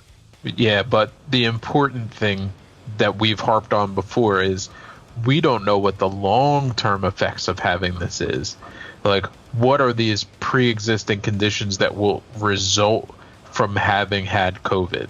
Right. Well, that's where it gets really dangerous because they're trying to wipe those permissions out for you. Well, and once again, another Trump issue, and it's come up a lot, and he keeps saying no, no, no, no, no. It's like the guy that promises you he's not going to fuck you up. Right. You know what I mean? It's like they bring up the fact that they're in court trying to get rid of, pre-existing conditions. And here's Trump telling everybody, no, no, no, we're going to keep it. We're going to keep it. But once he gets rid of it, if he doesn't want to keep it, he's not going to fucking keep it. Yep. Like, why would you fight so hard to get rid of it just to keep it? Doesn't make sense. I can go on also about Trump with his health plan that he claims he's had. Dude, it's coming out soon. He's been claiming that it'll be out in 10 days since the third week of his presidency. It's never coming. He doesn't have one. Why are you fighting so hard to get rid of this health plan when you don't have another health plan? Because that is the plan, is to not have one. Right. But how do people not see right through this? It's because like they're blinded by the light. It's, you know what it is? You know what it is. This is idiocracy. Of course. It's been idiocracy since day one. Everybody's gotten so stupid that they're just falling right now. Yeah, they're just falling for the okie doke right now. That's what it is. And they'll tell you that you're the one that's falling for it. Yep. It's oof. The bootlicking is at an all-time high. All of these Republicans are enabling these things. I mean, it's a total mess. It's a total mess. It's trash. I can't wrap my head around it. It's insane, the shit that goes on at this point. I really don't get it. I've reached a maximum point with it that I need to see what the next page looks like. Whether it looks like the same page we've been on or a whole new shit show of a page. I need to know where we're going, and we will find out in the next few days which direction we're headed. Should there be violence in the streets? I hope that all of our listeners, and you as well, are safe. But I'm worried. Yeah, I mean, certainly should be. And I just don't, like we were just discussing, all of these possibilities and all these potential outcomes. Is a lot of bad shit ahead. Mm-hmm. And there may be some bright side to it, but like I said, Trump is out. Once he's out, you still got a lot of people all around you that have already played their card, and you know what they're really about. And I've already ditched most of them, so yeah. But you know what? You could ditch still them out there. You could ditch them from your circle, but you can't ditch them from your neighborhood. You can't. No. You can't ditch them from the house next door. You can't ditch them from the supermarket. You can't ditch them from the drive-thru at McDonald's. Like, they're still going to be all around you, and they're still going to be able to vote, and they're still going to be able to do things, and they're still going to be able to go and block bridges and do all this stupid shit. That's one of the last topics I want to talk about tonight is the vanilla ISIS out there fucking in their fucking trucks. And man, that's a perfect term. Shitty cars and whatever. Can I ask you a serious question? What's up? What are they protesting? I haven't been able to pin it down yet. Like, their guys on top. They're protesting the protests for a couple of months at least. I think they're just protesting the protests. They're being super meta. They've gone all the way in to the wormhole at this point, and they're just out there protesting because they feel like they need to protest. They're like, look, we're white and we need to protest too. We don't know what we're protesting because our guy is still on top. But we're going to be out here. I'm not sure if it's just intimidation tactics. And I hate to level this kind of statement because I don't typically think this way. But it's like, for every single one of those people that were out there who were calling for people to get run over or hit by cars or whatever for protesting in the road, I wish that they would all get it too. Like, if you're going to go one way, you got to go that way both times. Well, that's something that was brought up a lot, which is that they were trying to pass laws in some of these states that would allow you to run over protesters blocking the road. But here we go again with the double standard. What's good for the goose? But really what it is if you're brown and you're protesting in the middle of the street, or you're going with brown people to protest in the middle of the street, then you deserve to get run over. But if you're part of vanilla ISIS, do whatever you want. It doesn't matter. They're good people. That's another thing I was going to mention, because how many people did they arrest from these things? None. Zero. No. You have a Black Lives Matter protest, and the tear gas comes out and all this other shit. But here you go, where you're blocking the Tappan Zee Bridge and you're blocking the Garden State Parkway, and nothing happens. You wonder why Black Lives Matter people are fucking setting shit on fire? Double standards. I mean, and listen, it's not just the Trump people. It was the same thing we talked about before with the Hasidics in Brooklyn. Mm-hmm. They have a huge turnout. They threaten a fucking reporter, who, by the way, is one of them. They call him a rat and all this shit, surround him and smack him around. Nobody gets arrested. Not one arrest to be had. Meanwhile, these other protests, they go and they do their thing. Nobody's getting smacked around, and the tear gas comes out. Gary, I could go and protest at the corner of my street, and I would get arrested for protesting alone.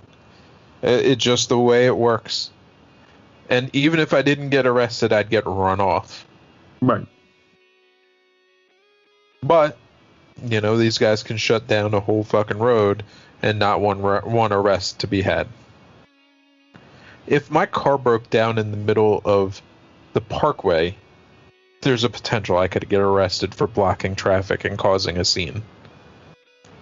But these fuckers just all pull over or stop in the middle of the road.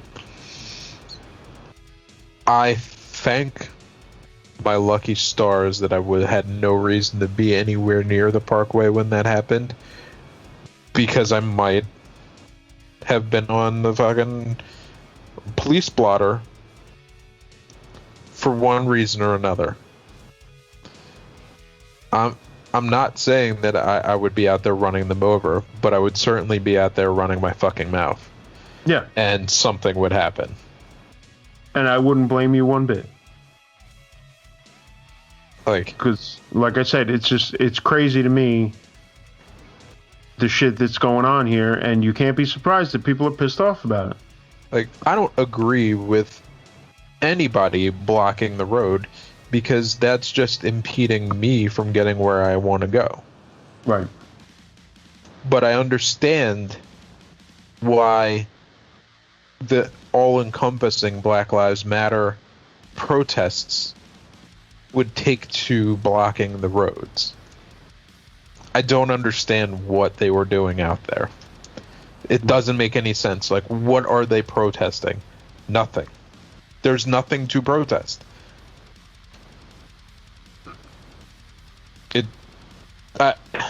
I don't know. I don't even know. I don't really know either. At this point, so much of it just doesn't make sense. And it's crazy because, you know, one of the things that I learned when I was young and I still try to live by to this day is the whole idea of do unto others.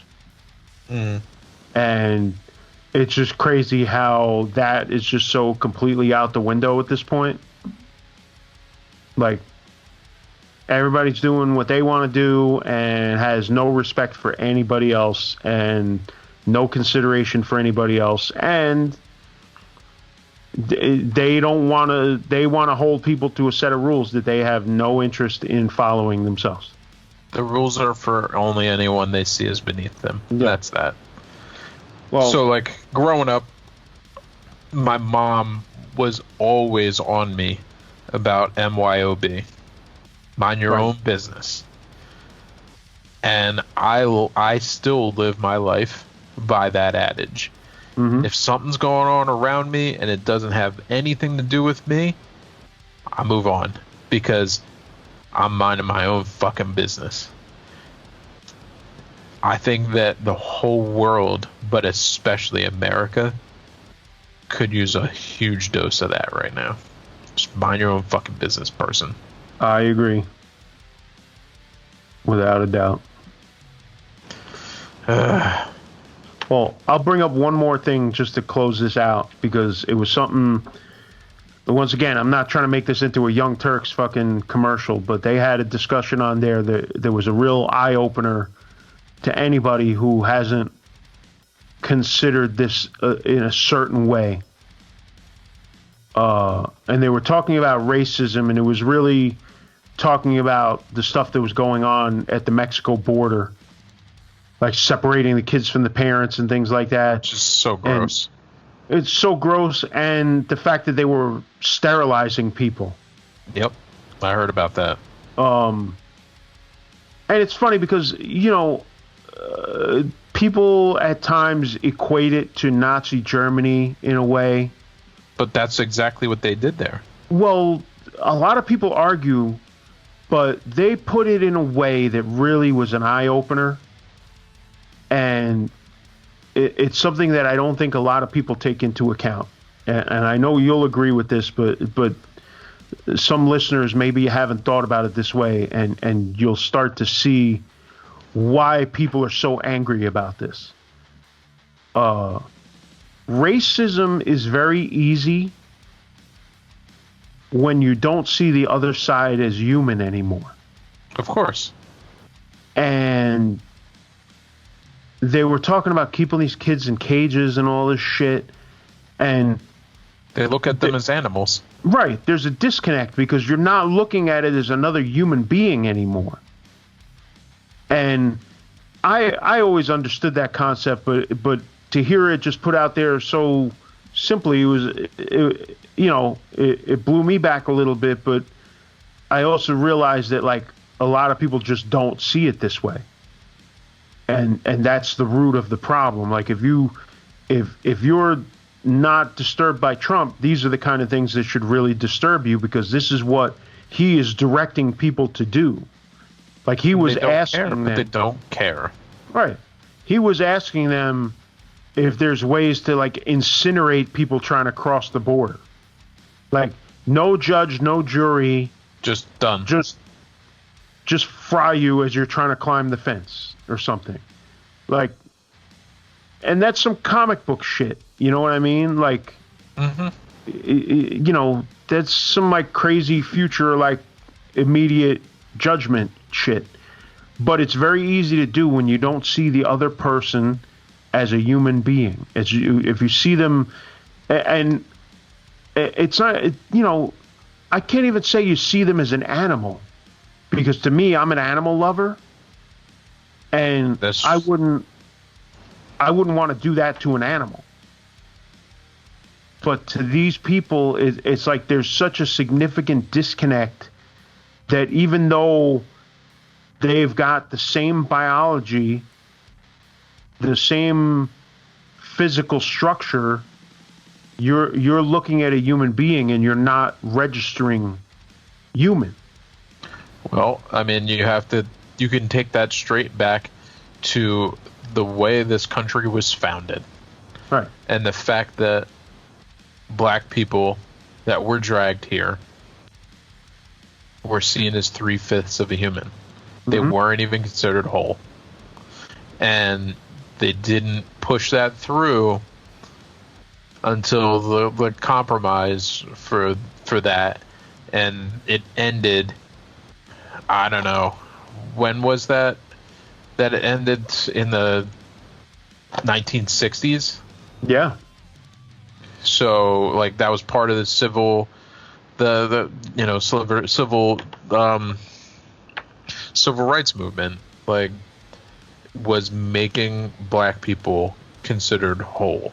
Yeah, that was what, 64? Something like that. It ended in the mid 60s. 68 was, I think, when it was signed into, like, really truly signed was 68. Yeah, there was a Civil Rights Act of 64. And then it was fully done by the 68. And then, yeah, the Civil Rights Act of 68. So that's only 8 years before I was fucking born, man. Yeah. So it's like the idea that America would do this to people at the border is not foreign to me. That they would still have white people that see other human beings as non-human and not worthy of all the just the basic necessities of being a human. So a bed, blankets, clean clothing, showers, and food. Like, if you are going to imprison these people, you need to provide at least the bare minimum for that. Anything less than that is an atrocity. Yeah. I don't think that we should even have these people in cages. That's not how I look at it. These are imaginary lines in the sand. And yes, I understand that, if you're going to run a country, you have to say that certain sections are, this is what we own or whatever. But humans have migrated throughout the history of time from place to place. As we cut off immigration, whether it's illegal or legal, we start to tear at the fabric of how our country operates. Right. There are farms that are suffering because of the way our president has gone about his deals with foreign entities, especially when it comes to exports. Internally, as we've pulled more and more people out of these farms for being quote unquote illegal, and we've caused more and more people to get pulled into cages and not be able to work on these farms, the farmers don't have enough fucking hands to do the work that needs to be done to keep the prices low for our people. He's just murdered the entire farming economy. Like, this has been the worst 4 years of all time. But if you listen to him, he's created the greatest economy ever. No. And he's brought back... If you listen to him, but... Well, if you look at the stock market, but the reality is... The stock market has nothing to do... The stock market is about people who have money making more money. Right. It has nothing to do with the actual economy. Right. But even that's starting to collapse, too, because they're starting to realize just how bad this thing is going to get. But... he also claims to have brought manufacturing jobs back to the States, which he really hasn't. At all.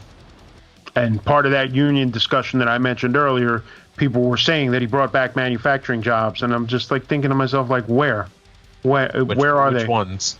Yeah, show me some manufacturing jobs that he brought back. This motherfucker doesn't even print his Make America Great hats in America. Exactly. He prints them in China. Yeah. In China. Mm-hmm. Exactly. Fuck that guy. Yeah. But my point with the racism thing is that, like I said, when you brought it back, to the slave trade, and you could bring it back all the way to the founding of this country and Native Americans. Mm-hmm. But then the question is, slaughtered them all. Like, are we really improving if we're still doing the same shit? We are not. Yeah. It can go, that type of disconnect was happening in Nazi Germany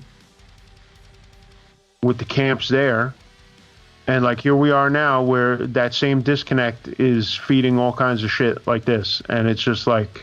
Well, the part of the biggest portion of this problem is that we all have been fed indoctrination and propaganda that make you believe that America is doing the right thing all the time.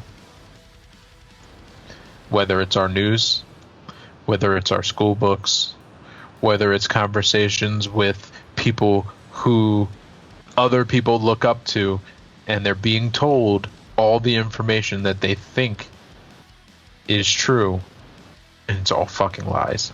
Right. And I've always been a skeptic. And, I stopped standing up for the Pledge of Allegiance at about 12 because I was like, yo, this is straight bullshit. And I've stuck to that. I won't do it now. If I'm at a fucking sports event, you can find me in my chair because I'm just not on board with this bullshit. People have always looked at me like I'm crazy, and I'm like, I'm not the crazy one here. This whole thing is suspect. Right. And just the longer and longer this goes on, the more and more obvious it becomes.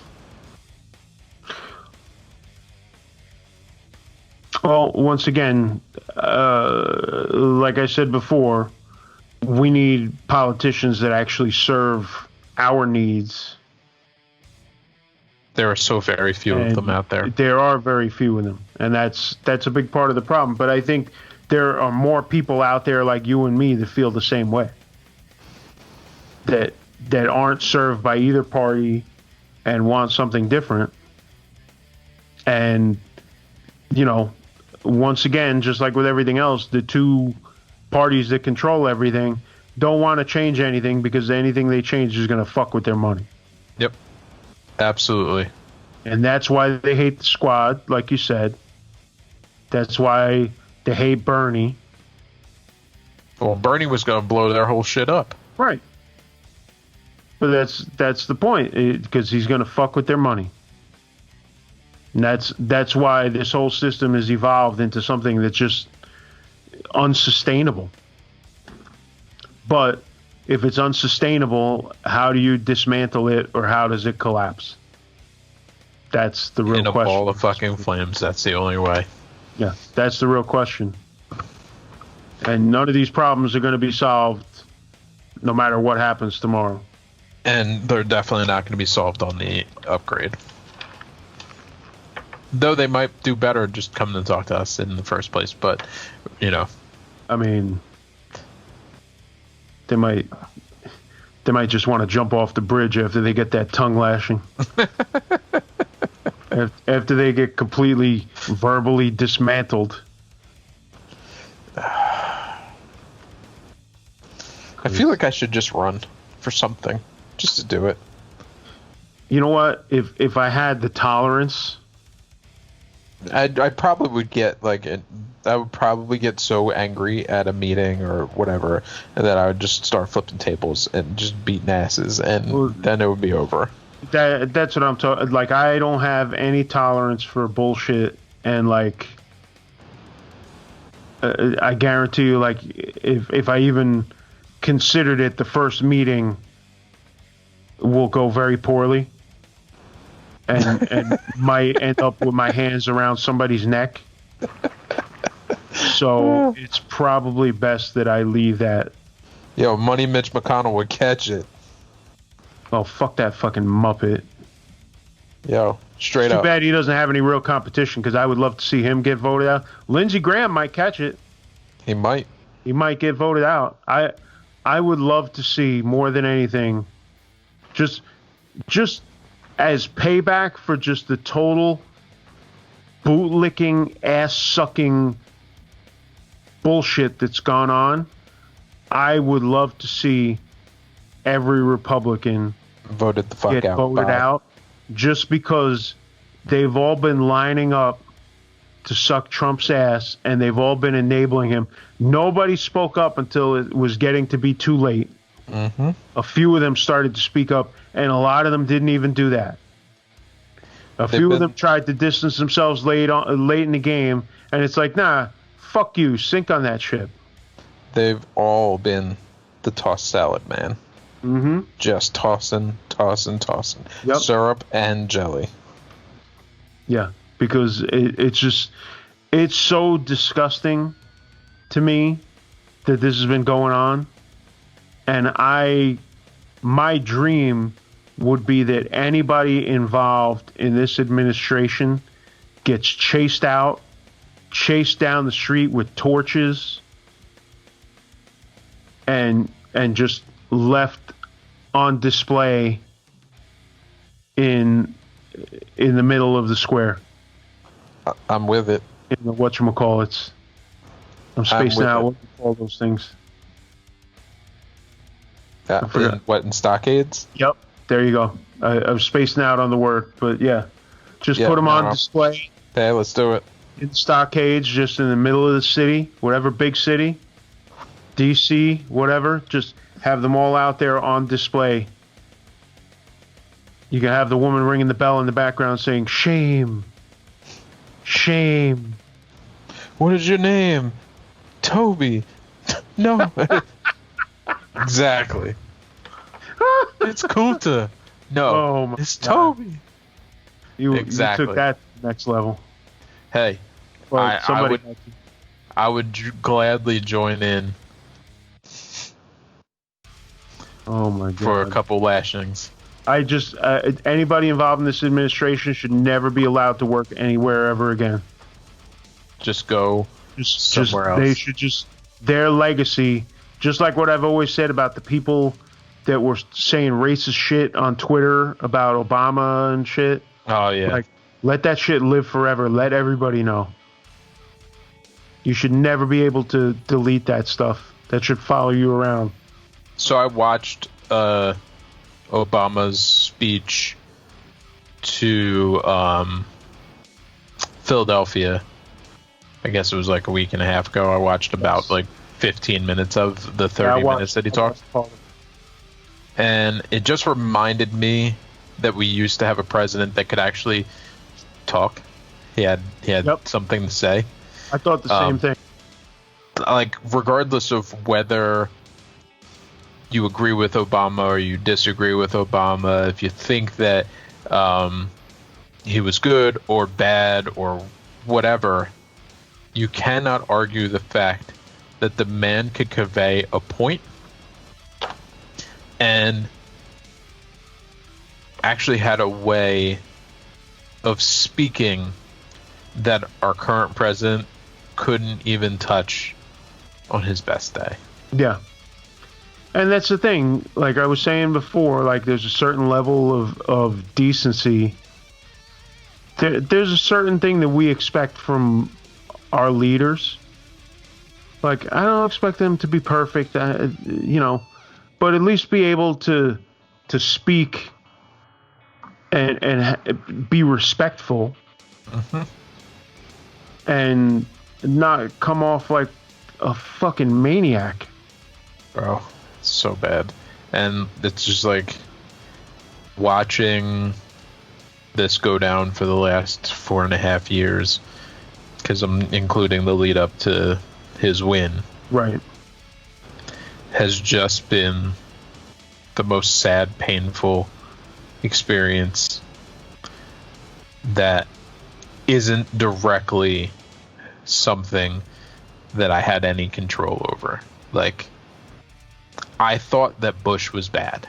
I really honestly thought that Bush was bad, and it couldn't possibly get any worse than that. And he came through and trumped it. Literally. Yeah, Trump was like, hold my beer. He's just like, yo, bro, you know what? You thought Bush was bad.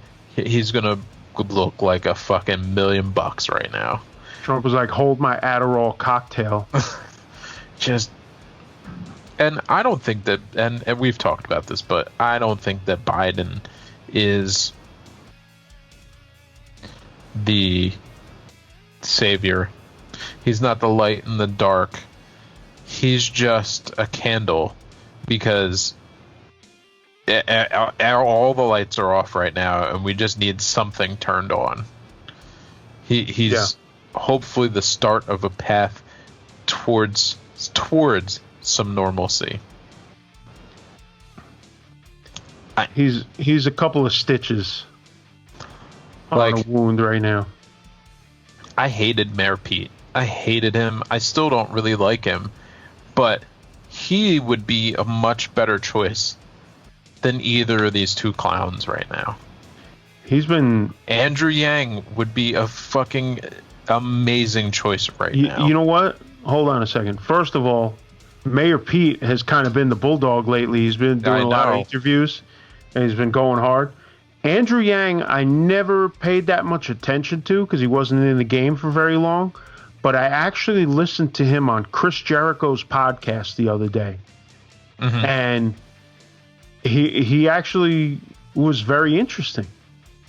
Because he's got a bunch of interesting ideas. He's got some great ideas. They also had a long conversation, not just about that, but also he grew up a wrestling fan.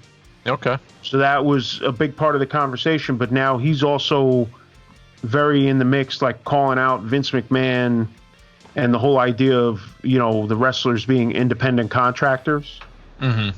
And, you know, WWE being a multi-billion-dollar company while completely restricting these guys from what would normally be independent contractor things, you know? Right.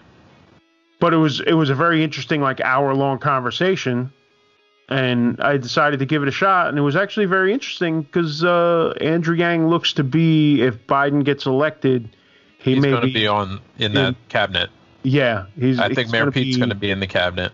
Involved in the business side of things, like possibly small business and stuff like that. So that's what where I think I can bring us to the end here. A vote for Biden is not just a vote for Biden, but it is a vote for a real cabinet full of people that will actually get something done. I do not believe that if Biden gets in, that he's going to put together a kangaroo court for his cabinet. I think it's going to be one of the greatest cabinets of all time. Because I think he will be smart enough to pick people that will actually move the needle one way or the other. And I don't think that he's going to be partisan, and he's going to pick some Republicans for his cabinet. Well, he's flat out stated that. Right, but he's going to follow through, but he's also going to pick good candidates for those positions in which he chooses them for. Right. And while I may not agree with everything that they're going to put forth and do, I won't feel like I've gotten a Betsy DeVos. Where the fuck is she? Where's she been for 4 years?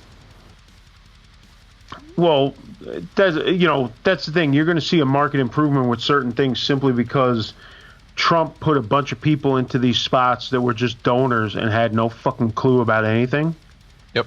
So putting somebody that actually knows something in some of these spots, like, say, Postmaster General, you're going to see a marked difference with a lot of that stuff. Just from that alone, just from actually having a potentially competent person with some experience stepping into that spot, as opposed to just whoever coughed up some cash. Can we not get fucking Dr. Ben Carson as a housing and urban development guy? Jesus. Like, this dude is a surgeon. He has no business being in charge of housing and urban development. None. Right. Zero. Ah, God. Yeah, there's so much of that going all around. Can we get rid of Mnuchin? Just get rid of everybody. Anybody that had anything to do with Donald Trump, just go. Put him in the stockades. The thing that will make me the most happy will be seeing both Trump and Pence fired directly into the sun. Can we fire them both directly into the sun? That would make me the most happy. Don't threaten me with a good time. I would love that. I would say just load a bus with all of them. Like I said, fire it straight in. The whole administration, anybody, all these people that get voted out, all the bootlickers, just load them all up into a big bus and just shoot that shit straight to the sun. Yeah, just drop it in a fucking volcano. I'm done. I'd be all for it. Just launch that shit. It's terrible. Well, the moment of truth. We got about 24 minutes until the D-Day, but it won't necessarily be the end-all be-all day, most likely. But regardless, tomorrow, we're going to be one step closer. If you haven't voted already, go vote. By the time you hear this, it'll be too late. But if you haven't voted already, hopefully you're voting on Tuesday. This will most likely be released on Wednesday, so it'll be too damn late. What did you wait for? Did you vote yet? Yeah, bro. I voted like 2 weeks ago. So my town has like a bunch of different locations where they have guaranteed voting boxes, like big metal contraptions. Real ones, not fake ones? Well, I went to the one that's literally set up in front of the front door of my municipal building. The municipal building is closed because of COVID, so you can't go inside. But there's a big-ass thing to put your votes in. So I got my paper ballot. The day I got it, I filled it out. The next morning I got up and I drove my ass over there and I put it in because I didn't want to wait till it was too late. I didn't want to try and drop it in, tonight, tomorrow, whatever. I wanted to make sure they had it, and I was done with it on my end. And, I'll tell you straight out, I voted Democrat across the board. And I voted for the weed option in New Jersey. They're voting for weed. It's option number 3. I voted for it because I don't see any reason why not to. Good. So. I went on Friday morning, and it was rainy, and I went with our friend Maria. who I'm sure is listening to this episode because she listens to everyone. We were in and out of there in like 10 minutes. Easy as pie. You know, there was hardly anybody there. I don't know if we went at like 7:45 in the morning, and I'm sure the weather helped because it was rainy and nasty. We just ran down there, did the thing, in and out in like 10 minutes, easy. Yeah. Most of New Jersey, I think all of New Jersey for that matter, is paper ballot only. They're not opening any polling locations, Oh, wow. to my knowledge. So everybody had to do a paper ballot. So I said to myself, as soon as that motherfucker shows up here, I'm filling it out and putting it in the bucket. Yeah. Like, why waste time? Yeah, I had gotten a paper ballot also just in case. But ended up going and it was easy. I mean, So, if they had said I could vote in person and that, it would be no issue and I could just go flip the levers in a fucking building, then I would have waited. And if I had gotten there and it was a 2-hour wait, I would have stood out there and waited for 2 hours to do my damn thing and vote. That's what I was expecting, honestly. But hey, it worked out that I didn't have to go that direction, and my vote's hopefully in.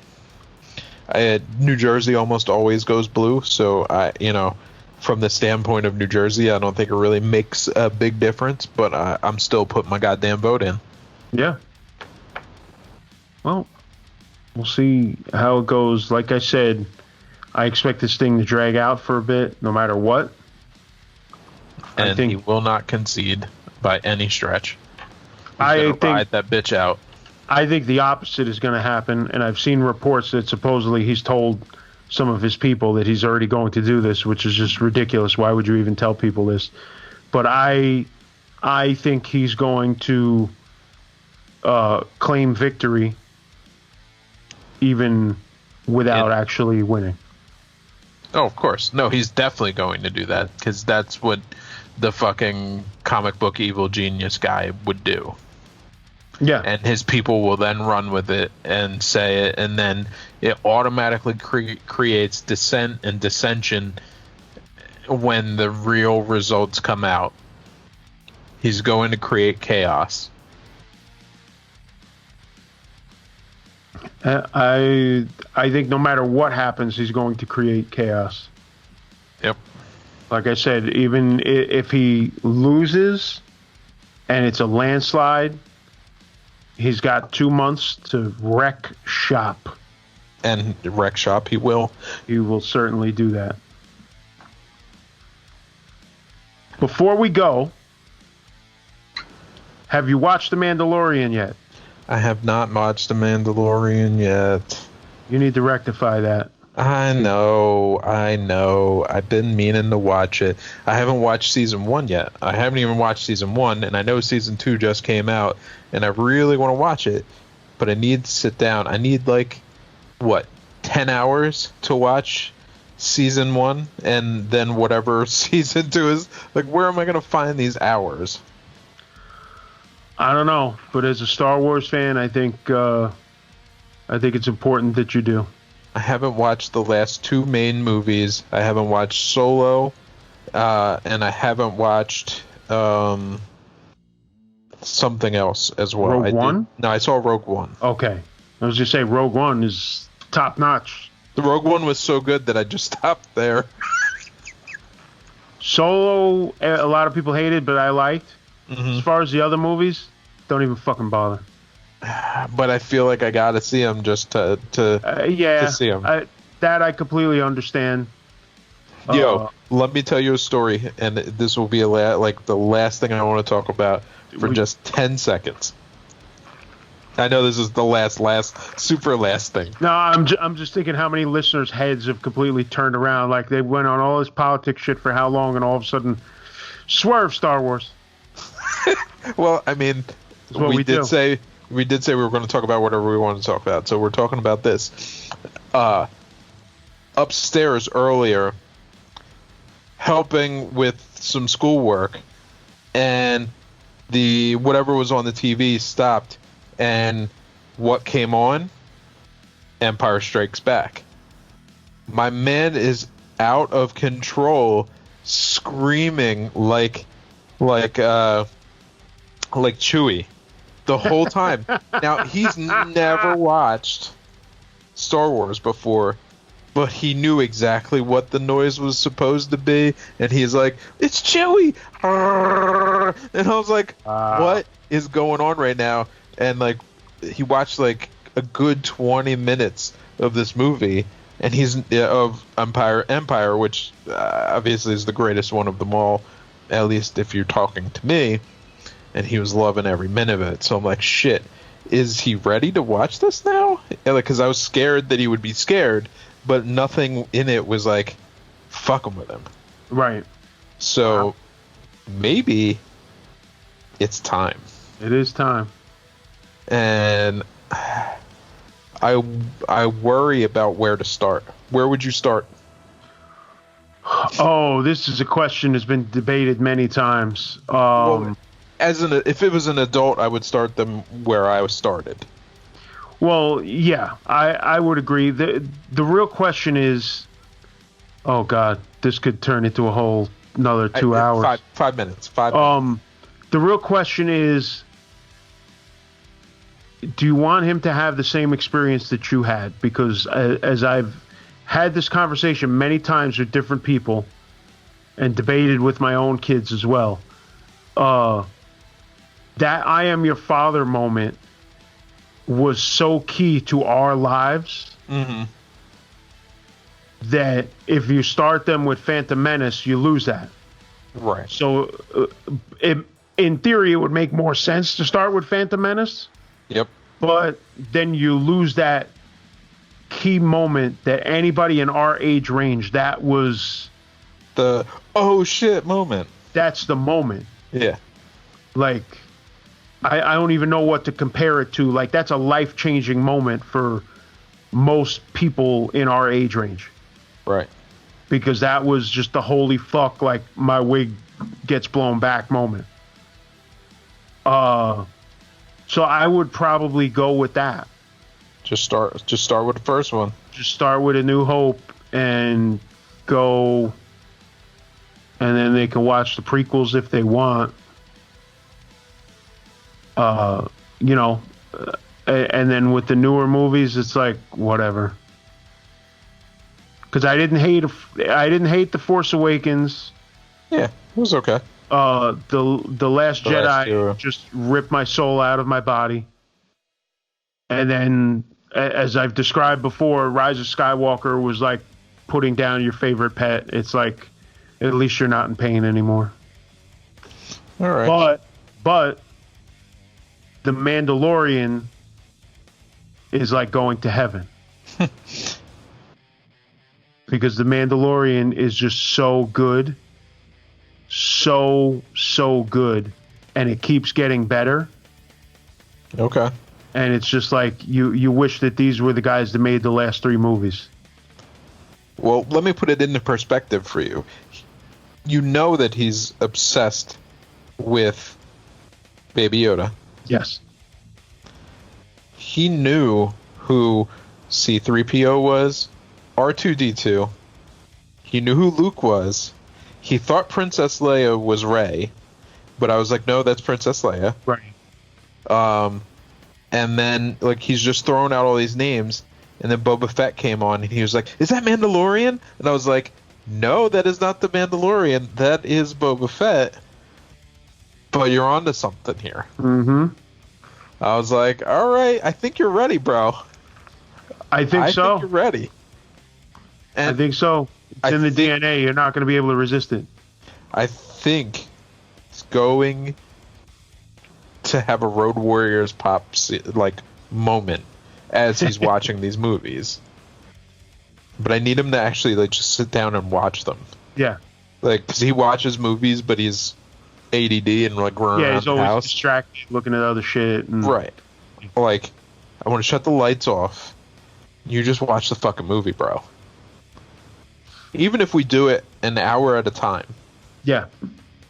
and then like each time we pick up like 10 minutes after, like, before the last time we cut off, so you get a little bit of a backstory, and they're like, watch the first half and then watch the second half of the movie. I don't know. I'm just thinking about how I can get him to like focus on this thing, because everything that you see in these movies is important, at least when you're talking about A New Hope, Empire, and Return of the Jedi. Well, I'm not going to spoil anything for you. Okay. But I may have mentioned this to you before, and it continues because now, the new season of The Mandalorian has started. There are so many things in The Mandalorian that refer back to different things from the movies. Okay. All of the movies. And we had a conversation about this too. The Clone Wars cartoon, which I didn't even watch. I didn't watch it yet. Like, so many references back and forth to all these different things that have already been laid out that it'll just blow your mind. Okay. Because this new episode... So are they releasing it episode at a time, or are they... Yeah. Because what is it, one a week? God help me, it's like fucking crack, because I watched it on Friday. I watched it twice, because I watched it once early in the day, and then when my girlfriend got here, I watched it with her again, because she has never watched any of the Star Wars movies, but really? She watched the first season with me, and she was fucking hooked. Like, Baby Yoda was the lore, but then she just loves everything about it. And then I'm sitting there pointing out, like, that's from this movie, that's from this movie. And she's like, holy fuck, I want to watch the movies now. Like, she wanted to watch them before, but now she really wants to watch them. I will tell anybody the first three movies are the ones to watch, but specifically New Hope and Empire. I'm not a huge Return of the Jedi fan. It has its moments, but what it throws me off is kind of what throws me off with Jar Jar. I hate the Ewoks, and they take me out of the movie because I'm like, fuck this whole thing. The whole movie could be so much better without these cocksuckers in it right now. Can I tell you one thing that might turn you around a little bit about the Ewoks?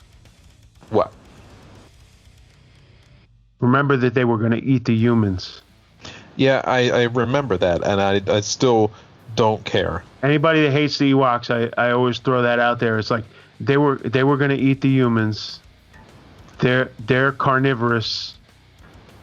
They were going to leave the droids and eat all the humans. So they're some fucking evil fuckers.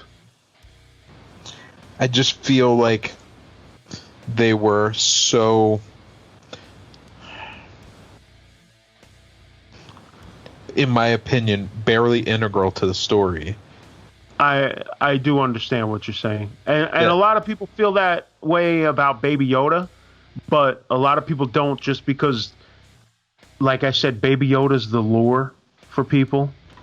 From what I understand, because I haven't watched the show, the whole thing is about the Mandalorian saving him, though.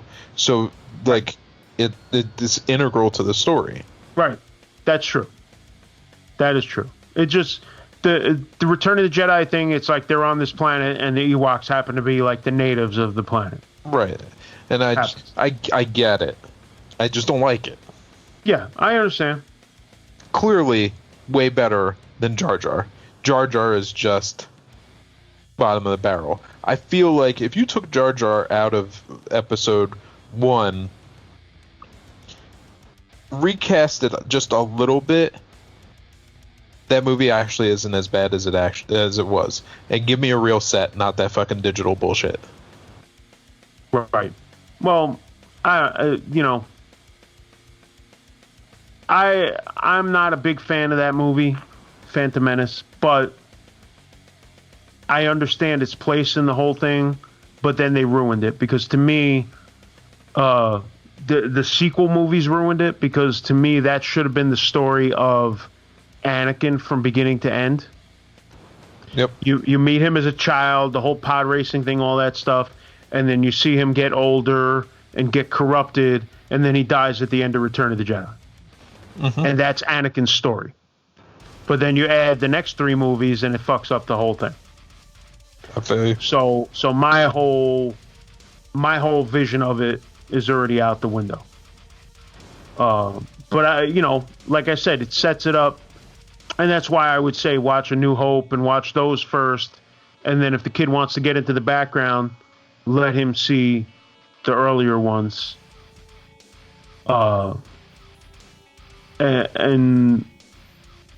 And then he can fill in the blanks, really. All right. I'm going to take it slow. Yeah. Because, I mean, there are certain, pieces of the movies that I'm not sure he's ready for. So, in A New Hope, the garbage compactor scene. Right. I'm pretty sure that'll fuck his whole night up. Right.